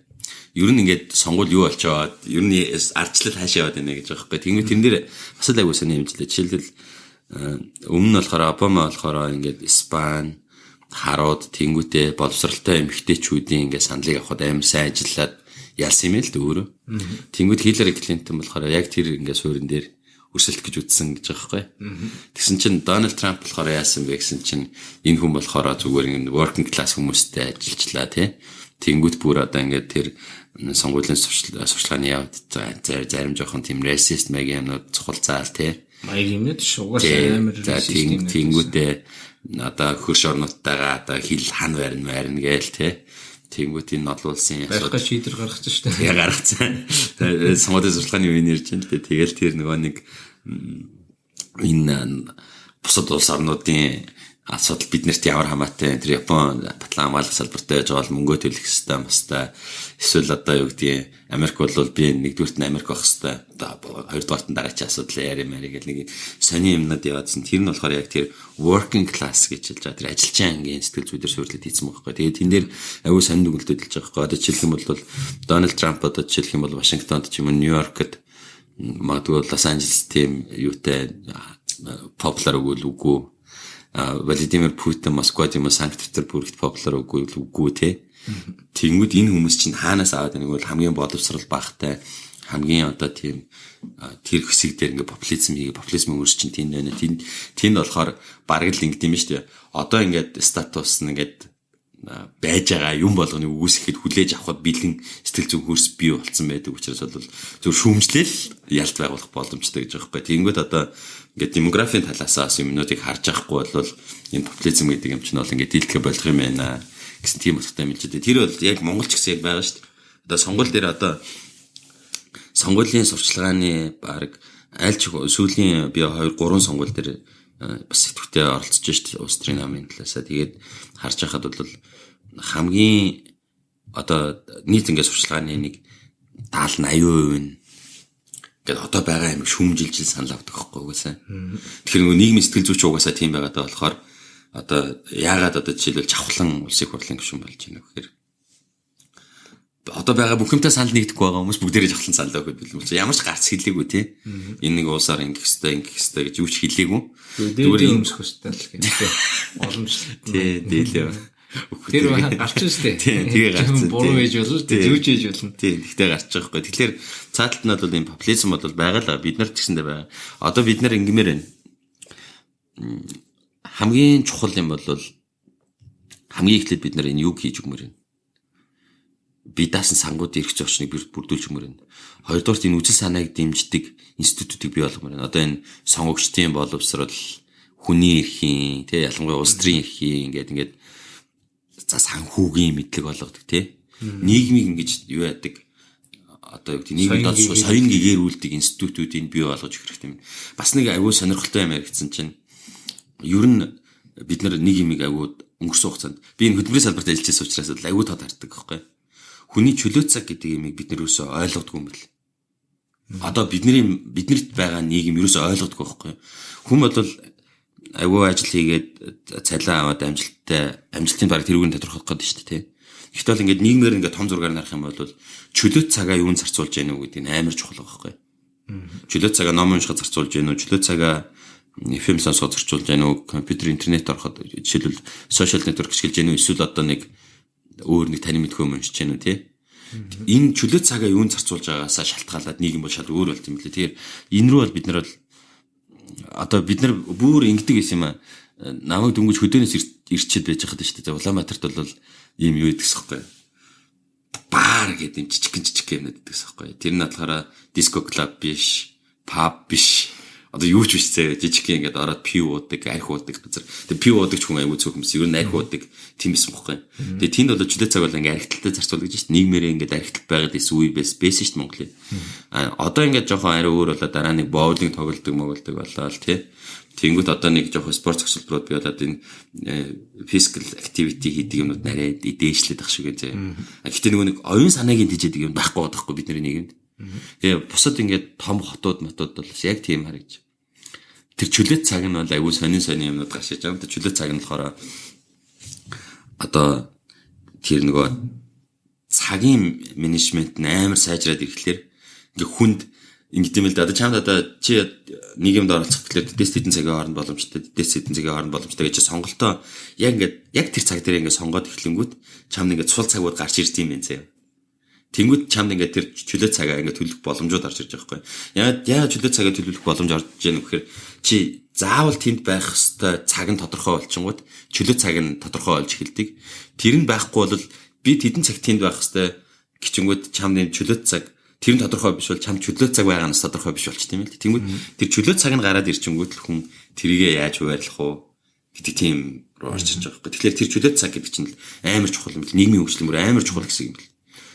Энэ сонгуулийн юмнуудыг ингээд бас хараад хахад юу вэ л да. Популизм гэж яриад байдаг. Ийм юм ажиглагдаад байгаа. Энэ popularity contest болоод байгаа юм шиг санагдаж байгаа байхгүй. Яг үүндээ бол компанид явуулаа, сонгуул явуулаа. Тэрүүгээрээ бол тэр ажилдаа хамгийн тохирсон хүн сонгогдож байгаа биш. Тэр компанитыг хамгийн сайн хийж байгаа хүн сонгогдож байгаа. Сайн хийж байгаа нь тэр ажлаа хамгийн сайн хийж чадах хүн гэдэг нь бол энэ хоёр бол шал өөр тий. Хоёр ондоо хүн байж болно шүү дээ. Тий. Гэхдээ яг одоо энэ арчилсан тогтолцооны чанга ажилдаа тийм болохоор харин бид нар ингээд шийдвэр гаргаж байгаа тэр төрийн шийдвэр гаргаж байгаа юмнуудаа хуваагаад байгаа байхгүй. Энэ бол төрийн албаа гэж энэ бол сонгуул төрөлт хэрэггүй. Одоо энэ манай намын шин дүрмөнтөр ч гэсэн тийм хийж байгаа. Бодлогын хороо гэдэг юм хийж байгаа байхгүй.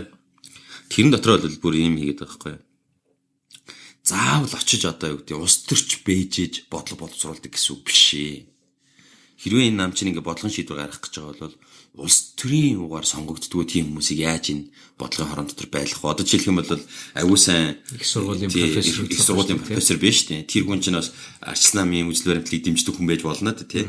Тэгээд оролцъё гэхлээр очиж тэнд ажил сонгогдоод ирээ гэдэг. Тэгэхээр нөгөө хүн чинь хизээч явахгүй болчих واخгүй. А тэнгууд сонгогдоод ирсэн нь болохоор тэр хүнийг орж ажиллах орон зайг нь хаагаад байгаа байхгүй. Тэгэхээр энэ хоёрын уялдааг нь яаж хангах вэ гэдэг чинь бас айгүй том асуулт байгаа байхгүй.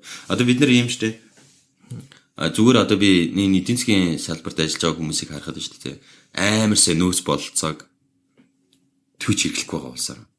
Тэд нар шүү дээ. Одоо манай эдийн засгийн лаг хүмүүс бол яг үхээр ингэж байна. Одоо би жишээлх юм бол Ардын намын одоо фанат болсон айгүй сайн PhD мэднэ. Бүр амар сайн эдийн засгийн бэкграунд амар сайн мэдлэгтэй хүн Ардын намын фанат болсон. Тэр нь одоо юугаар санхүүгээрээ үйд юм уу? Эсвэл одоо юугаар үйд юм? Яагаад ч эрүүл ухаанд эдийн засгийн анхаашны ойлголттой хүний эрүүл ухаанд буухааргүй юмыг зөвтгөж дуурдаг. Тэнгүүтээ тэрэндээ зүгээр тэр PhD-гийн дипломыг ашигладаг хүн болчихж байгаа байхгүй. Гэтэл жинхнээсээ тэр хүн чинь судлаад энэ болж энэ болохгүй нэг хэлээ сууж явах хэрэгтэй хүн чинь юу гэдэг одоо тэр тархийг ямар ч утгагүй болгож эхэлж байна шүү дээ. Нийгэмд одоо нэг тэнийг юмыг зөвтгөхийн тулд тэр хүний дипломыг үзүүлж яах ямар ч ялгаагүй юм болчих жоохоо. Тэгэхээр бид нар болохоор тэр хүмүүсийг энэ бодлого руугаа оруулж ирдэг механизм хийхгүй юм бол тэгээд энэ үндэстэй хүмүүс нэгчнээ чадварчаач гэсэндээ хэрэгжилж чадахгүй байхгүй. Бүгдээрээ чадварчихгүй байгаа л да. Тэр нэг 5% ингээд чадварчаад байна, 10% ч юм уу чадварчаад байна. Тэр 10%-ыг ашиглаж чадахгүй байгаа гэвэл тэгээд бүр өнгөрч байгаа байхгүй. Одоо юу сайн нэг айгуу сонирхолтой судалгааны материал уншижсэн чинь ингэж байгаа байхгүй. Монголд ингээд төрийн тогтолцооны талаарх мэдлэг нь нийт хүн амт руу буурсан байна гэж байгаа юм. Шинэ үе чинь ямар ч ойлголтгүй орж ирж байна. 90 оны үеийн шинэ үе чинь шал өөр байсан юм тий. Шинэ үндсэн ойлмод батлаад ингэдэм байх, тэгдэм байх гэдэг гэр доторын дискшн явдаг байсан чи одоо нөгөөдөл чи гэртээ орж ирээд Facebook үзээ суучдаг тий. Гэрийнхэн тагаа дуурхаа болцсон. Тэнгүү тэр чинь бол энэ төрийн тогтолцооны талаар ямар ч ойлголтгүй, нийгмийн талаар ямар ч баримжаагүй хүмүүс. Нийгмийн ерөөсөө тэр сошиал нэтворкийн цонхоор хардаг үе бас бий болоод байгаа байхгүй. Тэгэхээр энэ чинь бол дараагийн бас аюултай үйл бий болоод байгаа л да. Боловсруулахгүй л соён гэгэрүүлэхгүй л аюултай юм болоод байгаа. Тэрийн дээр нь би юуг л буруутгаад байгаа, хэвлэл мэдээллийнхнийг л буруутгаад байгаа. Соён гэгэрүүлэх үйл ажиллагаа яг ингээд байгаа мэдээллийг бод тэр нь мэдээллээд нэгдүгээрт тим нэг үүрэгтэй байгаа. Хоёрдугаарт гарч байгаа мэдээллийг анализ хийгээд ямар яг тийм дүгнэлтээ гаргаад таны амьдрал яаж нөлөөлж байгаа, та юу гэж бодох ёстой вэ гэдгийг эсвэл та ямар асуудлыг бодолцох ёстой вэ гэдгийг гаргаж өгч байгаа байхгүй тий. Ийм юм ерөөсөө хийхгүй зүгээр ингээл шар мэдээний хэлбэлэл платформ бүр дампуурсан заяа. Монголын сэтгүүл зүйн платформ бол бүр цаашаа явахгүй шантажны систем байна. Тий, энэ бол болохоор яг үхээр нөгөө хүмүүст мэдээлэл угаасаа цөөхөн хамтаа эдийн засгийн чадвартай болохоор юм билээ. Хүмүүст мэдээлэл хүргэснээрээ орлого олох боломж нь буурч байгаа байхгүй. Одоо үнэн бодит мэдээлэл хүргэснээрээ оршин тогтнох боломжгүй зах зээл болчиход байгаа байхгүй. Угаасаа томоор нарах юм бол тэгэхээр ийм систем дээр чинь яг үхээр хэвлэл дуугаа ясныхаа төлөө мөнгө авдаг систем нь хөгжөөд шүү дээ тий. Тэгэхээр одоо сая тэр Facebook journalism гэдэг юм нэг юм гарсан юм шиг лээ тий. Үзнэ. Мэдгүй. Facebook дээр нэг тийм шинэ юу орж ирж байгаа заяа. Бид нэр бараг тийм л юм хайсан дээр. Одоогийн сэтгүүл зүйн салбарыг бол тэр чигээр орхисон дээр юм шиг санагдаад байна да. Одоо бол цоошин индивидуал бүр ийм хүчрхэг байр суурьтай, ихтгэл үнэмшилтэй тийм хувь хүмүүстээр суурилсан бараг сэтгүүл зүйн платформ л цаашаа хөгжих байх. Тэр нь илүү мэрэгсэн магадгүй жоохон явц үрээнд байж магадгүй. Одоо жишээлх юм бол Монголын өдөр тутмын 5 вебсайт руу орох юм бол шүү дээ эдийн засгийн мэдээ 95% яг адилхан байхгүй. Яг наадны чинь гол нэг асуудал нь ингээд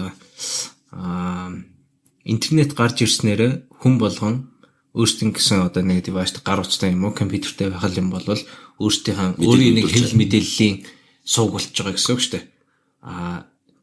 Гэтэ тэр хүн хэвлэл мэдээллийн сувгтай болсон гэдгээрээ болвол үнэн бодит мэдээллийг гаргаж өгч чадж байна гэдэг юм биш байхгүй. Биш тийм. Тэгэхээр за өнөөдөр Facebook дээр орж байгаа хүн, Facebook-ыг хэрэглэж байгаа хүний найзынхан одоо френдийн хүрээнээс нь хамаарат хэвлэл мэдээлэл нь гарч ирж байгаа байхгүй. Найзынхаа хүрээнд айгүй хязгаарлагдмал л шүү дээ. 50 найзтай ч юм уу наад чиг одоо ингээд Facebook дээр 100 найзтай хүн байх юм бол над дээр гарч ирж байгаа мэдээллүүд нь бол амар сайн юмнууд гарч ирж байгаа байхгүй. Тэрүүгээр би нийгмийн бодит байдлыг хүлээж авч ийн гэдэг нь бол үгүй байхгүй. Яг айгүй төөрөгдөл байхгүй. Тэрүүгээр би нийгмийг хүлээж авах боломжгүй. Гэхдээ нөгөө талаараа болвол хэвлэл мэдээллийн монополийг задлаа хийчих гэсэн үг байхгүй. Тэгэхээр хүмүүс аль болгон за өнөөдрийн интернетийн нийт мэдээллийнхэн одоо датаныхаа амар 40% нь бол монгол хэл дээр байгаа.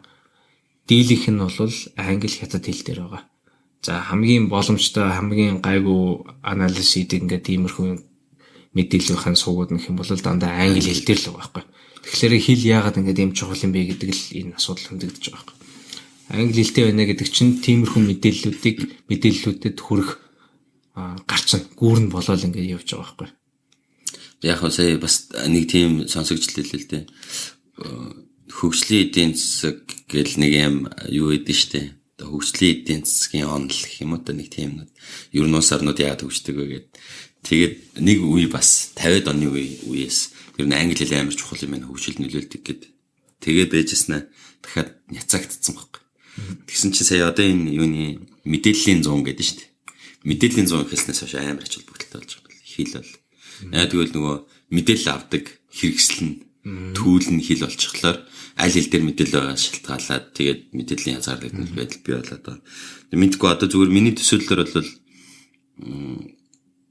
энэ нийгмийг одоо өөрчлөе гэвэл бид нарт шал өөр платформ хэрэгтэй. Одоо байгаа одоо энэ төрлийн механизм энэ ажиллахгүй. Одоо манай хэвлэл мэдээллийн салбар гэсэндээ өгч шүү дээ. Би тэр Монгол ичтийг сонсч байнгын алдагдaltaй ажилладаг ч л шүү дээ. Монгол ичтийг гэдэг төлөөс чинь. Тэгэхээр ингээд ашигтай ажиллаж байгаа хэвлэл мэдээлэл за хаалтын гэрээ хамгийн сайн хийж чадж байгаа хэлбэл байгаа л та.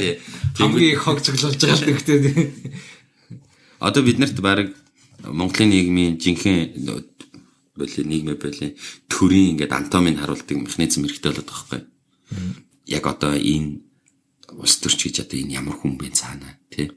Телевизээр гардаг юм биш тий. Чихнээсээ юу ямар хөрөнгө эзэмшдیں۔ Ах トゥ хамаатан садан юу хийдیں۔ Хаана ажилтیں۔ Яг ах トゥ гэсэн гэр бүлийнх нь хамгийн наазах нь тий. Тэнгүүтээ тэгээ зөвхөн яг бодит баримт дээр үндэслсэн тийм таамагласан юмнууд шүү дээ. Биш тий. Тэгээ тийм яг анатомийг гаргаж ирж харах хэрэгтэй болчиход байгаа байхгүй. Тэгэхгүй болохоор ч одоо бүр амар сонинд би бол төрийн байгууллага дээр ингээд нэг газар нь очиод нэг асуудал яриад дахиад өөр газар нэг өөр асуудал яриад явангоо тэр хоёр ягаад чи цаагаараа холбоотой байдаг те тэр нь одоо зүгээр ингээд аль бие усны юу биш байхгүй холбоос үл биш байхгүй тэнгуү тэнд чинь шал өөр юм систем ажиллаад шүү дээ тэр анатомиг бид нар ингэж гаргаж олон нийтэд яг харуулах хэрэгтэй байхгүй тэгээд тэр хүмүүс дахиад сонголтоо хийгээд үзгэлтэй тэгэхгүй бол бид нарт амар хэцүү байна одоо ингээд амар зэгцтэй системтэй мэдээлэл өгөхгүй бол хүний ингээд яг цагаар нь бодох юм бол авж байгаа мэдээллийн ингээл нэг 60% 70% төлбөртэй мэдээлэл ингээл цаана явж байгаа бол тэр хүнийг зүгээр ингээд хүн биш болгочих жоох байхгүй яг сэтгэх бүх боломжийг хаачиж байгаа шүү дээ. Ялангуяа энэ видео контентууд бол амар асуудалтай. Хүнд яг ингээд бүр ингээд яг үний юм шиг сэтгэл төрүүлэхээр хийж болдог. Урдлаг байгаа байхгүй. Одоо бид нар кино үзэл баг ингээд дотор живэд чинь бол тэрийг бол амар харуулсан шүү дээ. Тэр ч гэсэн итгэцээ bijсэн шүү дээ. Тааг орж ирэх гэдэг шүү дээ. Тэгээ нэрээ тааг орж ирэх боломжтой ч юм уу гэ. Тэнийг бодоод явж ил байсан л да. Тийм. Тэгэхээр видео контентууд энэ төр бол ялангуяа энэ худалдагдсан юун дээр суугаар дамжиж байгаа видео контентууд бол амар аюултай байхгүй юу? Хүнийг бол шууд сэтгэж чадамжгүй болтол дарангуулж байгаа юм чи. Гэхдээ шинэ үе бол тэрийг бол ялгаж чадж байгаа л гэж би бодож байна.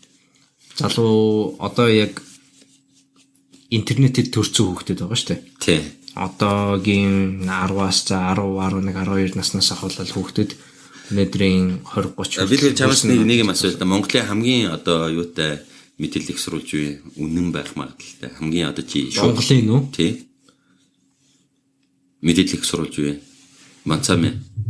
Мэдгүй. Би өстой мэдгүй. Би мэдээллийг сурвалждаг. Би яг өөр англи дээр чи одоо чиний авдаг хамгийн баталгаатай мэдээлэл гэж итгэдэг мэдээллийг сурвалжж байна. Ян зүрлэн л да. Washington Post байна, New York Times байна, TechCrunch, The Verge, Vice Media. Одоо эдгээр яа Монголд байхгүй нэ. Зах зээлд байхгүй юм ч тийм. Тэд нар чинь өөрсдийнхөө рекламуудад зарах боломжгүй байгаа шүү дээ. Тэнд дундаасаа ч гэсэн Washington Post, New York Times хоёр бол амар алдагдaltaй ажиллаж байгаа. Ер нь бол айгүй хэцүү болж байгаа. Яагаад гэвэл бүх контент нь бол үнэн бодит мэдээлэл гэж байгаа. Тэрэнд нь хүмүүс мөнгө төлөх сонирхол байна уугүй гэдэг нь эргэлзээтэй болж эхэлж байгаа байхгүй. Монголд бол бэмэдгүй Twitter-ээ шалгана хүмүүс юу гэж ярьж байна. Facebook-ээ харна шалгана хүмүүс юу гэж ярьж байна. Тэнгуүтэй хэвлэл мэдээллүүдээр одоо вебсайтуудаар орж үзнэ. Тэнгуүтад нөхөө засгийн газрын вебсайтуудаар нь орж үзнэ. Яамныхаа. Тэгэл ингээл баахан юмнуудаас ингээд цуглаж ингэж харж байгаа дундаас нь би өөрөө дүгнэлт хийх шаардлагатай болж байгаа байхгүй. Өөрөө итгэж чадахгүй шүү дээ. Ер нь харин тийм байхгүй. Яг асуудал хэвлэл мэдээллийн бие даасан байдал гэдэг чинь өмнө нь болохоор төрөөс хараад мэдээллийн хэрэгсэл байхгүй гэдээ манай хэвлэл мэдээллийн хуулийн дээр байлгахгүй Монголд гээд зарлаад хэвлэл мэдээллийн салбарыг хувигшлах байх хэвээр эсвэл олон нийт байх хэвээр гэдэг ингээд хөлжилсэн заяа. Тэгсэн мөртлөө тэр хувигшлийн юм уу эсвэл олон нийтийн мэдээллийн хэрэгсэл нь за олон нийтийн бол бүр төрөөс хамааралтай хэврэл байгаа. Хувигшлийн мэдээллийн хэрэгсэл нь тэрний хувьцаа эзэмшигчээс тэр нийтлэлийн бодлого нь хамааралтай байна уу гэдэг асуултанд хариулаг байгаа шүү дээ өнөөдөр хүртэл. Тэгэхээр тэнд бол хувьцаа эзэмшигчийн нөлөө явж байгаа байхгүй цааталтай. Хувьцаа эзэмшигч юу гэж хүснэ үү?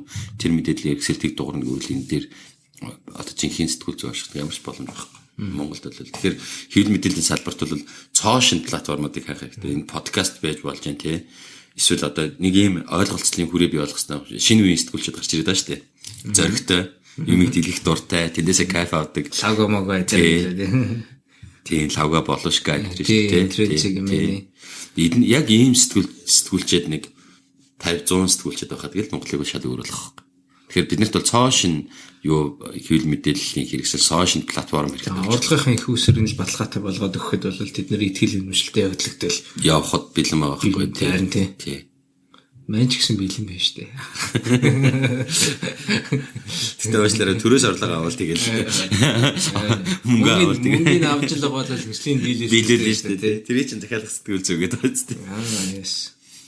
Тэгэхээр бол яг хаа зүгээр бүр ингээ нийгмээ томоор нарах юм бол биднэрт бол зөндөө олон том асуудал. Би тэгэхээр нэг юмд бол амар итгэл үнэмшилтэй байсан. Юу н цаашдаа яг хоо ингээд энд тентхийн улс төрийн намаас гадуурх юмнуудыг бол илүү сонирхдаг байсан. Яг хоо орлого олохын тулд нэг ингээд жижигхэн судалгааны ажлууд оролцдог байсан бол саяны ингээд кампайн ингээд яваад дуусахад бол надад тийм цоошин юу төрсөн. Одоо юу гэх юм бэ? Шин зорилтууд бий болж байгаа юм. Тэр нь болохоор ер нь улс төрийн намаас гадуурх үйл ажиллагаанд оролцох хэрэгтэй юм. Тэнд ингээд өөрөө чадах юм хийх хэрэгтэй юм. Тэнд бүр ингээд том хүрээ бэхжүүлэх хэрэгтэй юм. Хоёрдугаарт нь улс төрийн нам бол манай нийгэмд байгаа нэг л асуудал болохоос биш шүү дээ тий. Хамгийн чухал асуудлуудын нэг бол мөн л дөө. Гэхдээ бүх асуудлыг улс төрийн намаас дангаараа шийдвэрлэж чадахгүй юм. Яг гэвэл тэр чинь хүмүүсээ сонгогдож байгаа учраас. Тэгэхээр одоо бол би илүү ардчилсан орнуудаас гаралтай олон улсын байгууллагуудтай хамтраад энэ соён гээрүүлэх тал руу ажиллах хэрэгтэй юм байна гэсэн тийм итгэл үнэмшилтэй болоод байна. Тийшээ одоо яаж одоо жишээлх юм бол public sector-т ажиллаж байгаа хүмүүсийн мэдээллийг ил болгох уу? Яаж сонгогчдын боловсролыг дээшлүүлэх үү? Төрөлөө ажиллах хэрэгтэй юм байна гэсэн бодолтой байна. Одоо юу гэсэн үг вэ? Стресс ингээ жоохон пауз авч агаад суурэ бэлтгэж байгаа. Гэтэ намайг дэмждэг хүмүүсийг биш. Зөв сонголт хийдэг хүмүүсийн суурийг бэлтгэж аваад дараагийн удаа ингээд арай илүү хүчтэй дайрч орно гэсэн бодолтой байна. Nice. За. Хоёлаа ингээд яриагаа өндөрлгөө. Зөндөө одоо баг 2 цаг ирсэн үү? Тийм, бараг л 2 цаг. Баг 2 цаг ярьж. Ингээ яриад ах юм бол яриалаа тэгэл сэдв ингээл мандахгүй ингээл 9 шидийн хэрэгтэй юм л ороод ингээ яваад байдаг. Одоо 2020 оноос өмнө Монголыг нэг бүтэн тойрно гэсэн маань нэг сум үлдээхгүй явахыг л бодож штт. Очиж үзээгүй сум айгу аймаг. Очиж үзээгүй аймаг бол байхгүй. Очиж үзээгүй сум бол зөндөө байгаа. 200 сумтай жилээ. 330 сум байгаа. Тийм 60-аад сум байна уу? Очиж үзээгүй сумдад байгаа хаа. Аймаг сумын тогтолцоог бас нэг цөөрүүлэх хэрэгтэй юм шиг санагдал байгаа. Дэндүү сумтай байна. Хэцүү л дээ. Бодол ч нь бол зүг. Тэгтээ хэцүү л дээ. Бодит амьдрал дээр бол тий. Хүсэж байгаа юм хийх байх зүгээр Монголын нэг энзэг юм нь болохоор тийм бидээ. Хитрхи том газар нутаг, хитрхи цөөхөн хүн ам байхгүй. Хүн амтай харьцуулах юм бол газар нутаг хитрхи том байхгүй. Тэгэхээр хил орчмын бүс нутгийн эзгүүдэл гэдэг бол Монгол улсын аюулгүй байдлын нэг хэсэг л дээ. Тэгэхээр тийм учраас бол бас надад ч бас шууд гаргаж ир тавиа шууд ингэ шийдчихээ гэж бас болдгоо асуудал чадсан л дээ.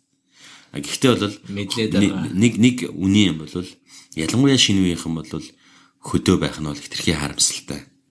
Боловсрлаасаа ингэ мэдээлэлээс ангид байх нь хитрхи харамсалтай. Тэр бол Монголын ирээдүйд бол сайн биш. Интернетэд холбоод өгчөд бол боломжтой болж байгаа юм шүү. Тийм тэгэл яг боловсрлыг өгж ойлгодог вэ гэдэг дээрээ бас хичээд ирэн л дээ тий. Гэхдээ одоо бас тийм болоод шүү дээ. Яг ингээ аль бие усны боловсрал чинь бас нэг жоохон сонирн болоод шүү дээ. Тэнгүүд чинь тийм одоо альбан бас боловсрлоор амар лаг хүмүүс биш дээ альбан бас боловсрлоор ялангуяа юун дээр IT-ийн салбарын чинь амар тийм илт мэдрэгдсэн юм бэл. Битагаа судлаа явцсан тий. Гэхдээ тэр дипломноос нь хамаагүй илүү мэдлэг хөрвүүлсэн хүмүүс авих байгаад шүү дээ. За ингээд өндөрлөө. За баярлалаа. Энэ 2 цаг татам бараг 2 цаг болчлаа. Сонссон сонсогчтой баярлалаа. Манай подкастт оролцоод ингээд үзэл бодлоо саналаа. Бүгдийг ингээд нээлттэй ярьж байгаа маш их баярлалаа. Цаашдаа ажилд амжилт хүсье. Баярлалаа. Анхааралтай цаг гаргаж сонссон сонсогчтой баярлалаа. Гэтэ энэ чи бараг сонсогчгүй хоорондоо ярьж байгаа юм шиг яриа. За хүмүүс сонсч л байгаа. Сонсч байгаа.